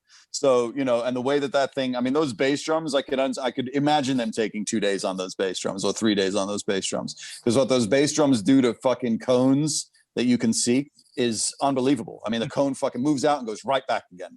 Like, there's no waffling of that bass drum at all. It goes, and it just moves the air in front of you the whole fucking time. It's brilliant. So, yeah, I don't expect everyone to be suddenly like, oh my God, I can't wait to listen to Call Me Maybe again. But if you're ever in a party and somebody's like, Call Me Maybe's a piece of shit, you get to look at them and be like, actually, no, you're a moron. And that's all I'm looking for. I'm just looking for people to call other people morons when they say stupid shit. One of the great things in that video is you're playing Skinny Puppy for the guys at KLOS. Oh yeah. And I picked, like, on purpose, I picked Tin Omen, which is like the most brutal song off of that whole record. And they're all brutal, but Tin Omen is like the one where you're like, wait, what the fuck is the dude who made Call Me Maybe doing? It's like that. Did you see the Skinny Puppy reunion tour a couple of years ago? No, I've seen them several times, but I missed the last tour, I think. I was really bummed about it because it was like so fucking low rent, low budget. And it was just like, I'd seen them at the peak of their fucking powers. And I was like, come on, man. Like, this is a bummer. What I would have done is I would have done something way simpler that would have looked really fucking amazing than try to do things that they clearly, you know, like their projection screen was like PVC tubing with a sheet in front of it. And I was like, come on, man. Like, that's a fucking bummer. You guys, you know, like, you know what I'm saying? Like, just do a scrim in front of the whole stage. That's like local band quality. It was. And I was kind of like really bummed about it. And the drum, it was just, you know, I'm like, sometimes, you know, the voices that are speaking to those people aren't telling them the fucking truth. But I'm such a huge fan. I mean, up until, obviously, as we explored prior, up until Two Dark Park, the scariest record ever made, I'm a huge Skinny Puppy fan. Huge Skinny Puppy. That's another band that, like, could you imagine a 5.1 remix of Two Dark Park might psychologically scar you to the point of you never being the same again. That sounds horrific, but would nonetheless be amazing. It's funny. The last time I recall seeing Skinny Puppy, they played at this place called the Grove in Orange County. It's in Anaheim, and it's in the parking lot at Angel Stadium. And so the Angels were playing the Dodgers that day, and me and my buddy went to the Angels game, and I was wearing my Angels gear, and I thought, you know what, screw it, I'm going to the Skinny Puppy concert. If people want to, you know, that's as hardcore as it gets. If I want to be different, I'm being more like hardcore by going in some crazy other gear and of course, Skinny Puppy show. So you know, we go in and I'm thinking, oh, I'm gonna get shit or whatever. Everyone was just like, hey, what was the score in the Angels game? And it was like cool, totally interesting. But yeah, we were the only guys in like white at a Skinny Puppy concert. Oh yeah, no, you stand out like a sore thumb and with white. I mean, like the amount of ambient light coming out of a Skinny Puppy show is like equal to that of a black hole. It's actually like sucking light out of other places. Just a black fucking mass. For sure. But so good. So good. Such a How good band. How hardcore is a Skinny Puppy concert? I mean, now it's not, but back in the day, like the fucking, you know, when they were doing like Rabies as a tour. With chicken wire, just like you were saying before, chicken wire to protect the fans from the band. And then I saw them. There was a show before that where they played the ministry shit. I'm sorry to cut in here. I've seen a ton of Skinny Puppy stuff, and I have a major fan of Skinny Puppy. Sure. I would say Two Dark Park was by far one of their best, you know, concerts, along with all the video images and I would imagine happened there. I mean, right, the hydraulic stilts, the tree that came and sucked them up, you know. Wow. Yeah, dude.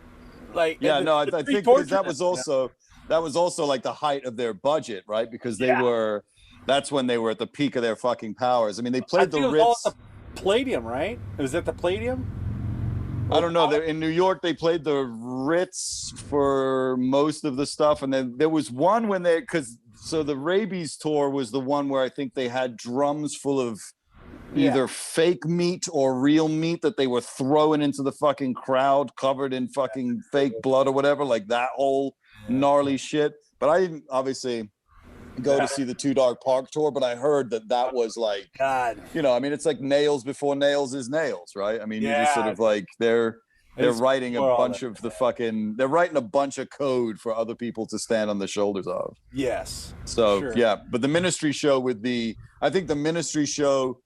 chicken wire fence, with the 2 drummers, and with the 7 guitar players might have been the hardest show ever. Yeah, like, that tour was fucking crazy. Yeah, I think like one of those concerts with the chicken wire around it. I think that was recorded for their show in case you didn't decide to show up.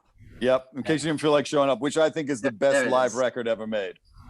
Yeah. Like Ministry was 9 Inch Nails before 9 Inch Nails. Like around the time The Land of Rape and Honey came out, and the Mind is a Terrible Thing to Taste. That was like very 9 Inch Nails ish.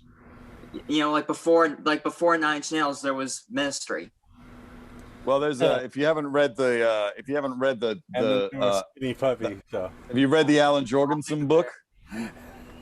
Dude, the Alan Jorgensen book is fucking terrifying. So the Alan Jorgensen book, he talks about they did a tour and they ended up in Florida, and they by the way, Alan Jorgensen talks shit about everybody in the industrial scene in this book except for Trent Reznor, and that's it. Everybody else, even Paul Barker, talks total shit about everybody else in the fucking industrial scene. And they were in Florida, and one of their S950s went down, and they were like, does anybody in the fucking scene have an S950 we could borrow? And someone was like, oh yeah, this Trent Reznor kid has one. So they borrowed Trent Reznor's 950 and then kidnapped the 950 and kidnapped Trent Reznor. And Alan Jorgensen said for 3 weeks he tried to kill Trent Reznor, and Trent Reznor refused to die. And he will have respect for Trent Reznor for the rest of his life because of that. Because he literally tried to kill him with fucking drugs and alcohol. And Trent Reznor just kept getting up and being like, what else you got, old man? And it's fucking unbelievable. So those dudes, I mean, you know, like that's why I love that particular era of Ministry with the two drummers is like absolutely fucking spectacular. I mean, there was like, when I saw them with the chicken wire fence, people would climb the chicken wire fence and then stage dive like 15 feet off the top of the chicken wire fence back into the fucking crowd. And I was like, I've never seen anything like that. The Burning Inside fucking video, they set a dude on fire on the fucking chicken wire fence. Like they literally walk over and put a fucking lighter to the dude and set him on fire. I was like, okay, Alan, I think we've seen enough here. You should also watch the Fix documentary if you've never watched that, because it's a very interesting view of Alan Jorgensen. Has anyone seen that Fix documentary? What? Oh my God. Come on, people. Watch the fucking Fix documentary, because I'm trying to work out if the whole thing is a performance art piece. And I need to discuss it with somebody who's watched it. Because you never actually see him shoot up. And I'm trying to work out if he's faking it the whole fucking time. I didn't know Ministry was that extreme. Oh, dude, Ministry is extreme, dude. Oh, so has anyone seen pictures of Alan Jorgensen recently? I actually ran into him. I ran into him at Universal City Walk a couple years ago, and it was funny because my kids were just sitting on this like around a tree, and they had no idea who they were sitting next to. And I walked outside of the restaurant that we were in, and I walked straight past my kids. I'm all, hey Al, I'm a big fan, and I had no idea. I've never met him before, and he was super cool, and like it was like I had ran into an old friend, and he had just seen the Star Wars movie, The Last Jedi.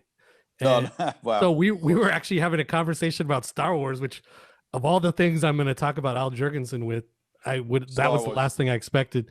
And he was telling me about his new album was going to be coming out, and he was calling it like a psychedelic industrial record, and saying how they were going to have, you know, these like big Trump blow up things on stage, and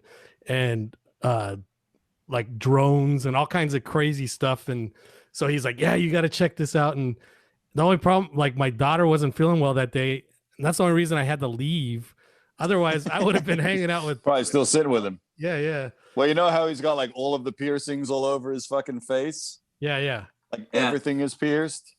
The reason that happened is, he explains it in the book, his daughter and he were having a fucking a conversation where she was saying that tattoos were more painful than piercings.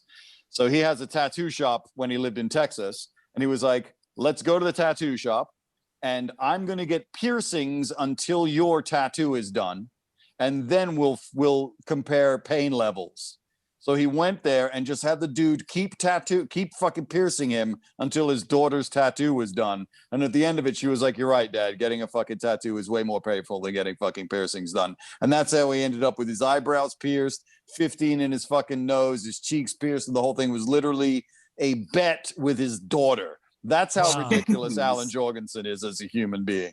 But I urge everybody to read that book. It makes Motley Crue's the Dirt read like a Girl Scout guide for a fucking weekend retreat. It's so gnarly. It's so fucking gnarly. So gnarly. Here you could see his piercings. This is when I actually met him. I'll do share screen real quick. That's the day I was talking about right there. Yeah, like look at his face. Yeah. He's got like fucking 10 in each of his eyebrows. His septum's done like twice. He's a fucking disaster. I posted a pic in the comments where you can see Trent and Al from like 2 years ago. Oh yeah, with the picture of Trent and Al together. Yeah. Here's the picture of Trent and Al. That's at Lollapalooza, right? Yeah, I think so. Yeah. Have you ever done the Doors? You mentioned about the Doors Yep. during. I did the songs? Doors. I did. This is fucking great. So I did the Doors at NAMM with Bruce Botnick, who produced it, and Robbie Krieger, and we're sitting there, and I did. I think it was "Touch Me." It was obviously a hit. So we do it, and we get to the end, and it was right before the vocal. And I was like, actually, Robbie, I was like, this is my favorite guitar track on the whole. This is my favorite track on the whole thing. So I play him this guitar track, and Robbie Krieger looks at me and he goes, "What's that?" And I was like, "That's your guitar part on the end of fucking L.A. Woman." And he was like, "Wait, I played that?" And Bruce Botnick looked at him and was like, "Yeah, dude. Like, then remember we did the whole thing, and then the next day you came back and we overdubbed all of the additional guitar parts." And he was like, "Oh man, I don't remember doing that at all. Can you play it to me again? Because I should probably learn it so I can show the band tomorrow night." And then we sat there, and in front of like 200 people at NAMM, he fucking muscle memoried it by just like miming the guitar part to get the chords and everything down for like 10 minutes. And then everyone was like, "All right, cool." And then people were looking at us like, did they stage that shit? That like Robbie Krieger didn't know a guitar part that he'd play because he literally hadn't heard it since the day that he recorded it in like 1970 or whenever the fuck it was. So, and that's one of those bands, like I couldn't give two fucks about the Doors. Couldn't care. But when you tear them to pieces, it's another one of those where like, it's my equivalent of Call Me Maybe. Like I would never put a Doors song on. But when you take it to pieces, you're like, this is the fucking Doors, man. Like there's a reason that they're the Doors. Like Jim Morrison's vocals are insane, especially when you consider in some of them he's getting a blowjob while he's singing.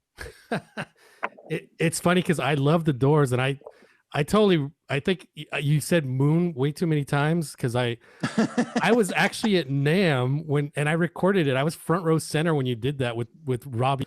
Bruce Botnick. Wow, so you might have had way too many moons. Yes, yeah. So the video is actually on YouTube. I've shared it, but I meant, have you done any other Doors songs like on KLOS or on any? Yeah, other... I did. So I did the Doors. I've done live Doors, and I think I've done 2 Doors songs live. I got Riders on the Storm, so that's the next one that I want to do. I haven't tried them on. That's one that I need to do on Instagram. I haven't tried the Doors to see if I can get away with it. But Touch Me is the one that I really like doing because the fucking horns and everything on that song are just absolutely magnificent. It's interesting. They released a version of like some of the songs from that album on a record store day release without the horns. Oh, wow. I don't know if you've heard that. Like the Let It Be Naked sessions when they released it without all of the extra shit. Yeah. Revisionist history is adorable. But I like that. Like, to me, that's great. Like having alternate takes for, as long as it's not a cash grab, which I find a little annoying of people just trying to get people to rebuy things that they've bought 500 times already. Which is record store day. Which is basically record store day. Yeah, pretty much. And I'm a sucker for it, but I mean, there are completists in everything, right? There are people who have to have fucking everything. Yeah, dude, a Kraftwerk breakdown would be fucking sick. I mean, I would love to. As I say, like that, I don't think that there's anything that once you take the lid off of it, like I did over Christmas, I did Mariah Carey on Christmas Day, and it was fucking amazing. Because you just listen to it and you're like, the amount of work that goes into all this shit. Like, Jay-Z's Empire State of Mind was one I did that was just fucking, like once I worked out how to do hip hop is really fucking cool. Like I did Ain't Nothing But a G thing, which is fucking sick. Yeah, it's funny. Like, I did not expect at all the intricacies that you heard in the Killing Moon today. Like, I mean, there's a No. lot of parts that I know and I'm familiar with, but there was way more going on than I even expected to hear in that song. Right. It's just Yeah, crazy. no, I mean that one specifically is like, that's why I think Dave Lord gets the MVP. I mean, there's the ability to cram all of that in and have it make sense that's an art form unto itself, which is another reason that, like I credit the producers and the engineers as often as I can, is so that you realize that the people making this stuff are artists at the same rate, at the same level that the people making the music are, like that is a skill unto itself, to get the fucking Killing Moon to work with all of that information on it, and then to be the guy that fucking tape looped together the signature riff of the whole fucking song wasn't actually played by anybody. Like, get the fuck out of here. It's beyond at that point. Like, you're just being an asshole. It'd be interesting. I don't know if now you're just showing off. I'm sure you've done this on certain sessions, but it'd be interesting to start off each session if you said this was recorded at this studio during this time frame, and then the song was released on this particular date. Like, just to kind of get that in your head of like, I'm wondering if this song was recorded in 83 and it was released in 84, or that kind of thing. It just kind of gives you in the time frame of where and when. Yeah, I mean, that's why I always try to give the year of the release of it, so that people sort of understand that there's, it's a continuum, right? Like, every single era is standing on the shoulders of the era prior to it. So, like that, those guys it's clear that Echo and the Bunnymen, Ian is listening to the Doors. Ian is listening to Bowie.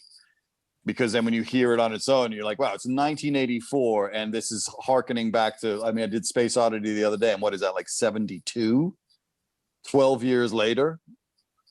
And you're just like, holy shit, like, this is why that period is so rich. 69 to 89 is just incredible. It's incredible. Super cool too. I saw many people commenting that they were going to add that to their playlist, and they hadn't been exposed to that song necessarily, and you're giving that exposure to these artists. It's such a cool thing. It's definitely, part of the gratifying thing of what I do, is that it is a really cool way to introduce people to new music that they might not have given a shit about. Like, the amount of people that have now told me that they're Van Halen fans because of the Van Halen sessions, because once it's explained to you why they are Van Halen, and then you listen to it, but that's what, this is the thing that sucks about radio now, is that this is what we used to trust DJs to do back in the day. They might not have been able to break the songs down, but a DJ, you trusted a DJ to introduce you to new music because he liked other things that you were into. So you would listen to the DJ and be like, he plays fucking 10 songs in an hour, and 6 of them are amazing, and the other 4 I don't give a fuck about. But those 6 that I care about deeply. Like, I don't like everything that fucking Rodney on the Rock plays, but 70% of the stuff that comes out of those 3 hours is music that I'll live with forever. So that's kind of, like, really all I'm doing is a more an extruded and extrapolated version of what real radio DJs used to do. You would trust your friendship with that personality to be like, hey, by the way, check this out. Like, I know it's out of your wheelhouse, but you might like fucking Van Halen, even though you're a Depeche Mode fan, because here's why they're dope. That was Richard Blade and Swedish Eagle for us in LA. Exactly. Like, Swedish Eagle. So I used to do it's funny. That's the second time I should reach out to him, because I haven't spoken to him in a while, but I used to do a mix show on Y107 on Friday nights, and we were on from 11 to midnight, and I had Eagle come up a bunch of times and spin. And then we would go, I lived 5 minutes from the station with my buddy Mike, who was the MD of the station, and he was my co-host on the mix show. So we'd go back to my house with, like, the street team would meet us there, and whoever was on the air with us that night who'd been mixing would come and hang out. So Swedish Eagle would come back to my house, and we would get ridiculously fucking high. And I would just sit there, and I would just look at him and be like, start telling me stories, dude. And then he would just go through stories, just telling me about, like, there was one time when they had K-Rock used to be in like a trailer in the back of a parking lot in Pasadena. And they ran the power for the fucking trailer came from an extension cord that they ran into the fucking office next door to them. And he was telling me there was like one day he was on the air and there was a knock on the trailer door and he opened it and it was fucking Robert Smith standing there with the white label test pressing of Boys Don't Cry. Wow. And he was like, this is our new shit. Do you want to hear it? And he's like, he pulled what he was playing on the air off the air and needle dropped Boys Don't Cry onto the air for the first time. It was basically played in America. Wow. And he had a billion fucking stories like that. And those guys, yeah, Richard Blade, Swedish Eagle, Rodney fucking Bingenheimer. These are the people, on the East Coast, we had Dennis McNamara and those guys at LIR and DRE. But I think that Bingenheimer, Eagle, and Richard Blade did more for alternative and underground music in America than any other. The three of them were one John Peel. Yeah. And like that, what they did for music is incredible. Like Swedish Eagle should have a star on the Hollywood Walk of Fame, as well as Rodney Bingenheimer. Like those guys, especially when Eagle transitioned into electronica and what he was doing for that genre with Mars and those radio stations, like so fucking far ahead of what everybody else was doing. He was always like 2 or 3 steps ahead of everybody else, and a lovely, lovely, lovely guy. Like really. I used to go and MC his Christmas parties every for like 5 years in a row, and just go and get ridiculously high and laugh my ass off with him. He's a lovely guy. But I gotta show you something for a second. Hold on. That's the second time his name's come up. I should definitely reach out to him. Hang on, it might take me a minute to find it. Somewhere in my box here.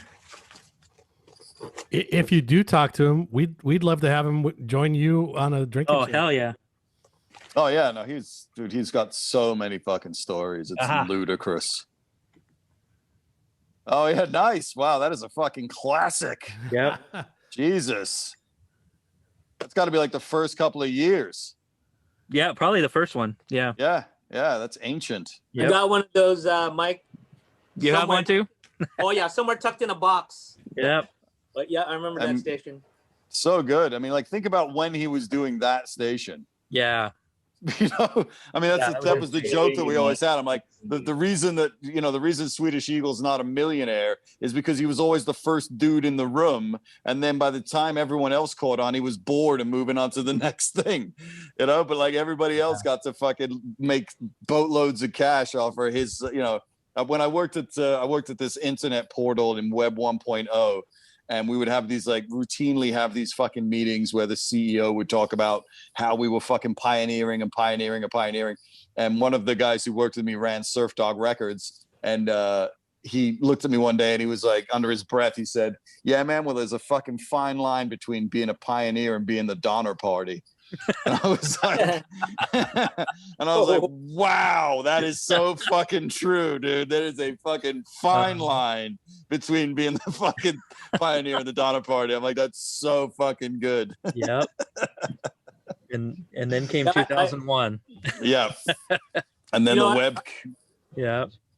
Yeah, I recall Richard Blade throwing a little bit of shade on Mars at that time. Like, I guess he felt bad because there was another alternative station, playing stuff. But the thing is, Mars was playing, well, at least whenever Eagle was on, he'd play a lot of industrial stuff, stuff that K-Rock would not touch. So right. So they had a definitely almost like a niche market if you want to hear industrial or electronic or stuff that K-Rock couldn't touch because they were more corporate by that time. Right. Yeah, because what's the first year of Mars? Oh man. I want to say 1990, but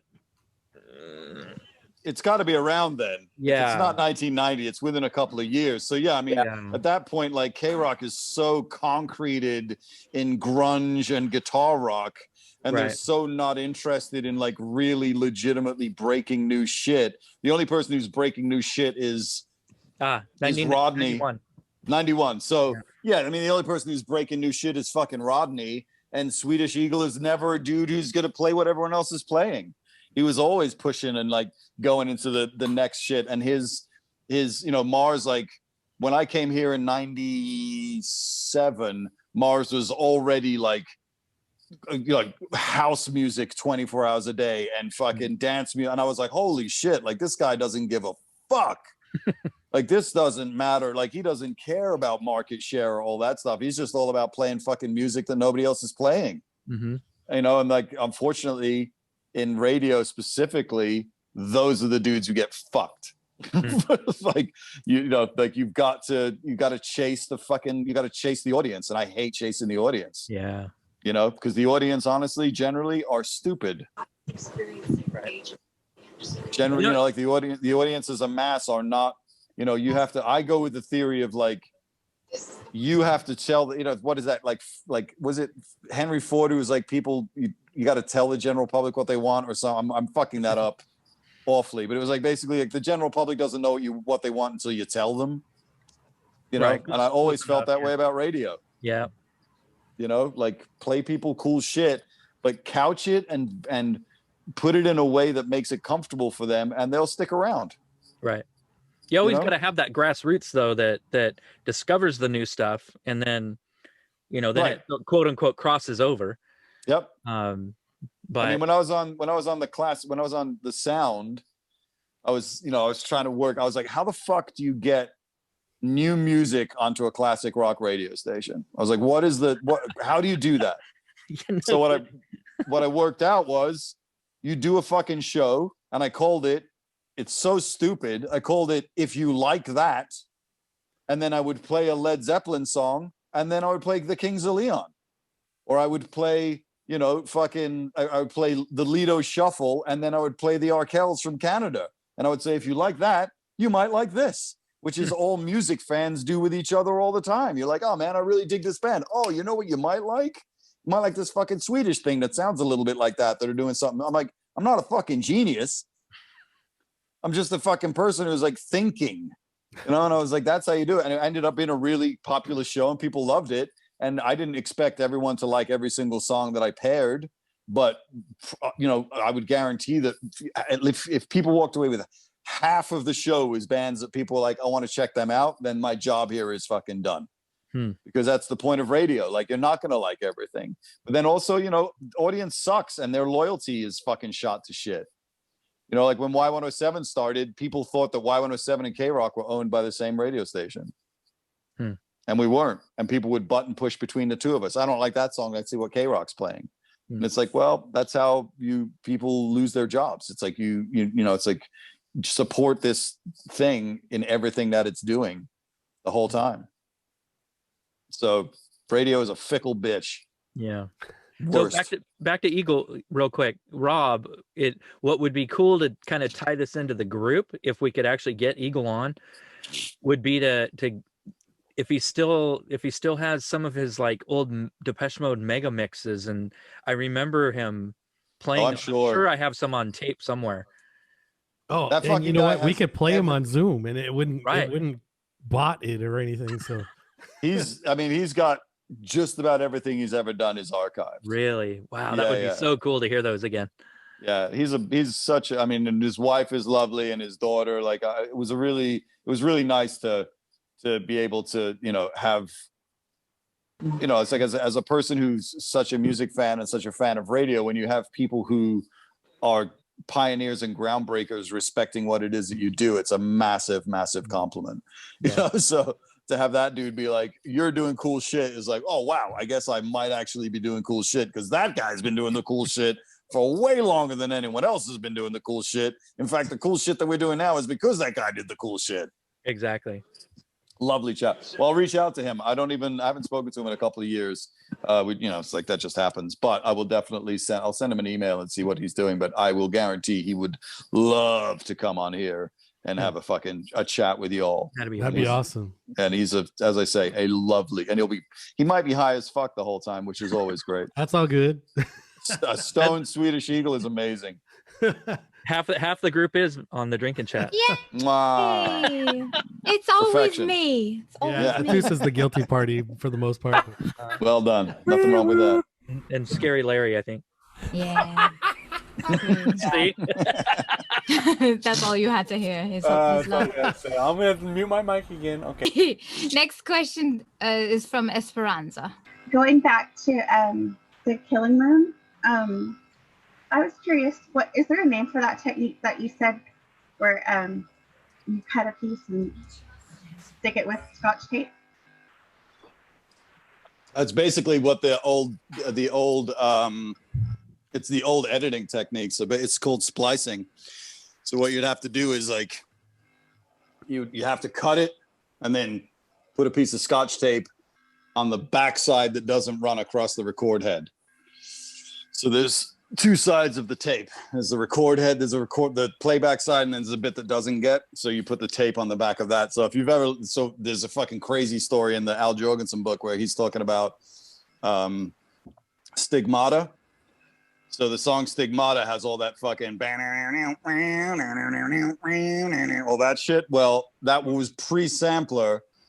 So what he did was he did a boatload of amphetamines and fucking coke and sat there and cut tape. So each of those is a piece of tape that was taped together. No kidding. And then what you do is you take that and then you run that off of one tape machine onto another tape machine on a certain track.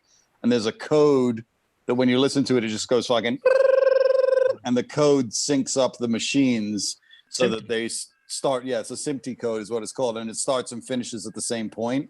So he cut that all up, and then you take that and you put that onto tracks on the next reel, and then you go from there. So it's basically tape splicing is what it's called. Thank God for Pro Tools. Yeah, no kidding. Dude, I mean, no doubt. The term loop kind of comes from that, because you would loop a piece of tape, so it would keep playing over and over and over again. Yeah, like there's a. Sorry. What's that? No, go ahead. On that particular track, it sounded like the attack was removed of the sound. Yeah, so if you cut, so basically when you know, like back in the day, like being a good tape editor is a fucking skill set. So back in the day, you just run the tape and then you move it and then you find exactly the place, because once you cut it, you're fucked. Like you can't undo it. So sometimes if you cut it, you would have to cut it into the next sound, so it would take the attack off of that, because either the note would carry over, or you want to move it so it actually does something rhythmically that you can actually control instead of it just being the sound itself. So sometimes you have to make, so you have to create those motions, which is what it sounded like with that, where he took like pieces and took bits out that he didn't play, which is incredible when you think about like people creating whole new melodies out of things that they heard like that. It's amazing. I've heard on some Depeche Mode songs, and then my favorite songs from my favorite movie is Laura from the 1940s. And what they did was they took a piano attack and took the attack off, so it sounds like, you know, when people go on the rim with glasses. So it right. That thing, yeah. So it just has the sustain. It doesn't have the actual transient impact. Yeah, it's dope. And I mean, those guys are masters. And on some of the orchestral track, the Killing Moon, it seems like it was backwards, if I'm not mistaken. I don't know if you heard that. It sounds like the cello does it, but then when you go into it, it's actually like the way that you can hear the whole thing sounds weird. Like people like it sounds like a synth. I'm like, it's not a synth. It's just the way that, however Lord fucking mic'd it and that dude played it, it's completely alien sounding. And like, I don't know if it's like a really dry bow or whatever. Fuck, I'm sure some music nerd knows more than I do about that. But it's really, there's not a lot of manipulation inside other than that cutting of the guitar part to make it do whatever, you know, Lord heard while the rest of them were at lunch. Like that blows my mind. Like, could you imagine like coming back from lunch and being presented with that? Just being like, what did you do? You recorded me tuning? Yeah, like, I feel kind of like you should have asked my permission. It sounds janky. Oh, no. All right, it's great. And then to create that riff, it's amazing. It's amazing. I wish I had more broken out. I mean, that's the great thing is like there's some songs I have where I just have the rock band version. Like I had the rock band version of Under Pressure, and then somebody dumped the actual 16-track version or the 24-track version of Under Pressure, and I got that. And to hear the actual separate pieces broken out that I used to only have as one, like I just got what the fuck is it? I got a Michael Jackson song. I don't remember which one, but it actually has the original writer's scratch vocal melody that he sang on a whole other track underneath it, so you can compare what he wrote to what Michael actually ended up recording, which is fucking awesome. Like that stuff I love the little secrets, the little bits where you hear them talking in the studio. Have you done that yet? I haven't done that one yet. No, I just got that today, so I was just breaking it down. So that's one that I will do on the Instagrams coming up for sure. Great. That's great. Yeah, it's amazing, and it starts with Bruce Swiddian, and he tells him that it's like take two, and you get to hear that, and then at the end of it, the talkback mic sort of cuts, and it says, he says, "Was that a good one?" And then Bruce Swiddian goes, "Oh yeah." And that's the one that they ended up printing for the record. And then I have another one that I just found with Elton. It's a Elvis one where you can hear the producer at the end. He says something along the lines of like I forget exactly what he says. It was like, "That was a great one. You guys should come in and listen." And they and you're just like these moments of the Burn in Love one when he talks at the end of it. I heard that when you did it. It's awesome, man. Yeah, it's magic, man. Like getting to hear those little pieces inside it of the guys that were, it's like I call them the time machine moments, when it's like you actually get to experience the time machine of that day, that moment specifically. And it's really, I think those moments to me are the most special out of all. Like the David Bowie thing with the little mouse fart, which is just fucking ludicrous. Like Bowie starts Space Oddity and you hear him and he's 24-year-old him and he goes, "Oh, a little mouse fart." And then he makes a little mouse fart sound. He goes and then does this finger flick thing that's in the melody of the song. I'm going to post that one on Monday because we're off on Monday, so it'll be on the SoundCloud this Monday. And then he does this finger flick thing that's in the melody of the song, and he does a bunch of them, and then he stops, and then you hear his headphone bleed, and then he sings fucking Space Oddity. And you're like, this dude started making fart jokes and then does Space Oddity pretty much, it sounds like, in one fucking take, start to finish. And it's moments like that when you realize that A, they were kids just fucking around in the studio and having fun, and B, they're so brilliant that they're capable of being that person and then this person. It's that it really, that's, and I didn't want to be a dick, but I'm like, I did it the night that they were doing the fucking, the Star Spangled David Bowie, cover show karaoke thing, which is cool, but I'm like, what serves the artist better? Sitting and getting to hear this version of it, or sitting and watching fucking Johnny Resnick of the Goo Goo Dolls do another fucking version of Space Oddity for the 900th time? And I love Johnny and I love the Goo Goo Dolls, and I don't know if he performed that night, I'm just saying. But it's just this is the way to honor these people. Whether it's me doing it or somebody else, I prefer that it's me, but if it's somebody else who can do it in a way that is honoring the music, this is the way we should be celebrating these people, is hearing them making this fucking music that's so important to us, not somebody fucking doing a karaoke version of it. Who gives a shit? It's you guys are sitting on a way to honor these musicians in a truly magical way, and you're not fucking doing it. Let's do it. So true. Getting to hear David Bowie at 24 years old make a mouse fart joke and then sing Space Oddity start to finish is a magical experience. That your relationship to that song and your relationship to David Bowie changes fundamentally, because you realize that he was just a fucking dude having fun in the studio who accidentally made musical history. It's incredible. It's incredible. And again, I mean, I already mentioned it earlier, but the way you present things, the commentary, when I was listening to Burning Love, how you were talking about how Elvis's vocal was off from the timing of it was in a different groove. The ending. Yeah, but it works so well with everything else that's going on, and it just that's the kind of stuff that a casual listener isn't going to pick up on that at all. But you present it in such a great way that it's very compelling and interesting to hear. That super cool. It's true. If you're able to make me appreciate Call Me Maybe, which you did, then I bow down. That You're that welcome. thing that you brought up about how there's that, it's like a sample of another song and it's used as a drum fill. It's like, Yeah. that's amazing. I never Amazing. heard that before. And then you No. picked it out. I'm like, that's pretty damn cool. Well, I'm glad to hear that you have a greater appreciation for Call Me Maybe. My work here is done. And that guitar riff that's going on in that Call Me Maybe. Oh, Yeah, dude, the that guitar one. riff is insane. The fucking like the little tiny fucking thing that. Oh, that's what I'm telling you, man. When you get to hear it on a pair of speakers that show you how that sits, it's absolutely magnificent. Like it sits. It's like it's literally sits in the air, and you can feel it. You could feel it poking through the air at you. Like it's so fucking crazy. It's like, and you're like, well, I can see it if I close my eyes, like I'm fucking, and then open it. It's like right there.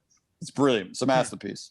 Back to Killing Moon, even your commentary on that ending where you said that Dave, I forget it was Lord. What is his name? Oh, Dave Lord. Yeah. Yeah, Dave Lord.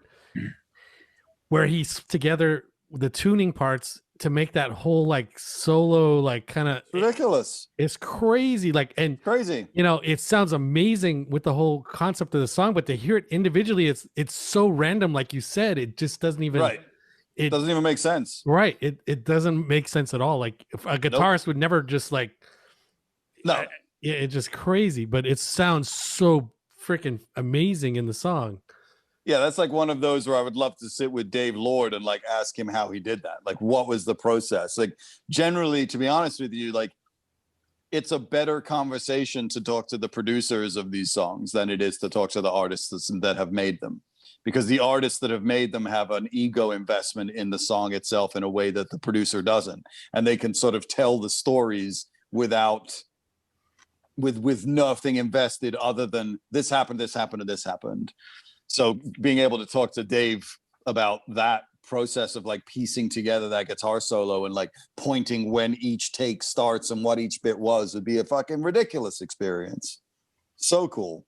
We need as a goal for 2021 to get you and Gareth Jones on a song for Depeche Mode Global. I just wanted to make sure we were conscious that Christian has a thing to do at 7 p.m. and he I do hasn't have a eaten. thing to do at 7. Oh, yeah, I haven't eaten all fucking day. We're gonna let you go. I didn't know if anyone had a question in the queue before we let him go, but otherwise, good. we Yes. will. It sounds like we're gonna let you. You're gonna join us again next week for her birthday bash, then, right? Yes, we'll coordinate for the birthday girl. All right. All right. And then So cool. A lot more questions on that. So yeah, Yeah, you you guys there. guys could ask questions next week then, and we'll let him like have a little bit of a rest and have some food to eat and everything.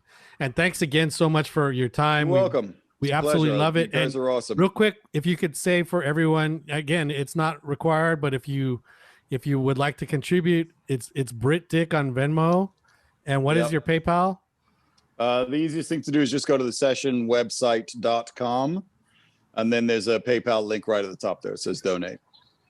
Yes. So feel free to share, and thanks again for joining us. And we had a great time again. Moon. And I'll reach out to Eagle. We'll see if we can get Eagle on here for you guys. Oh, that would be That'd be awesome. All right. Thank you so much. All right. Everyone be safe. All right, All right, you man. too. Take care. Bye. Adios. Thank you.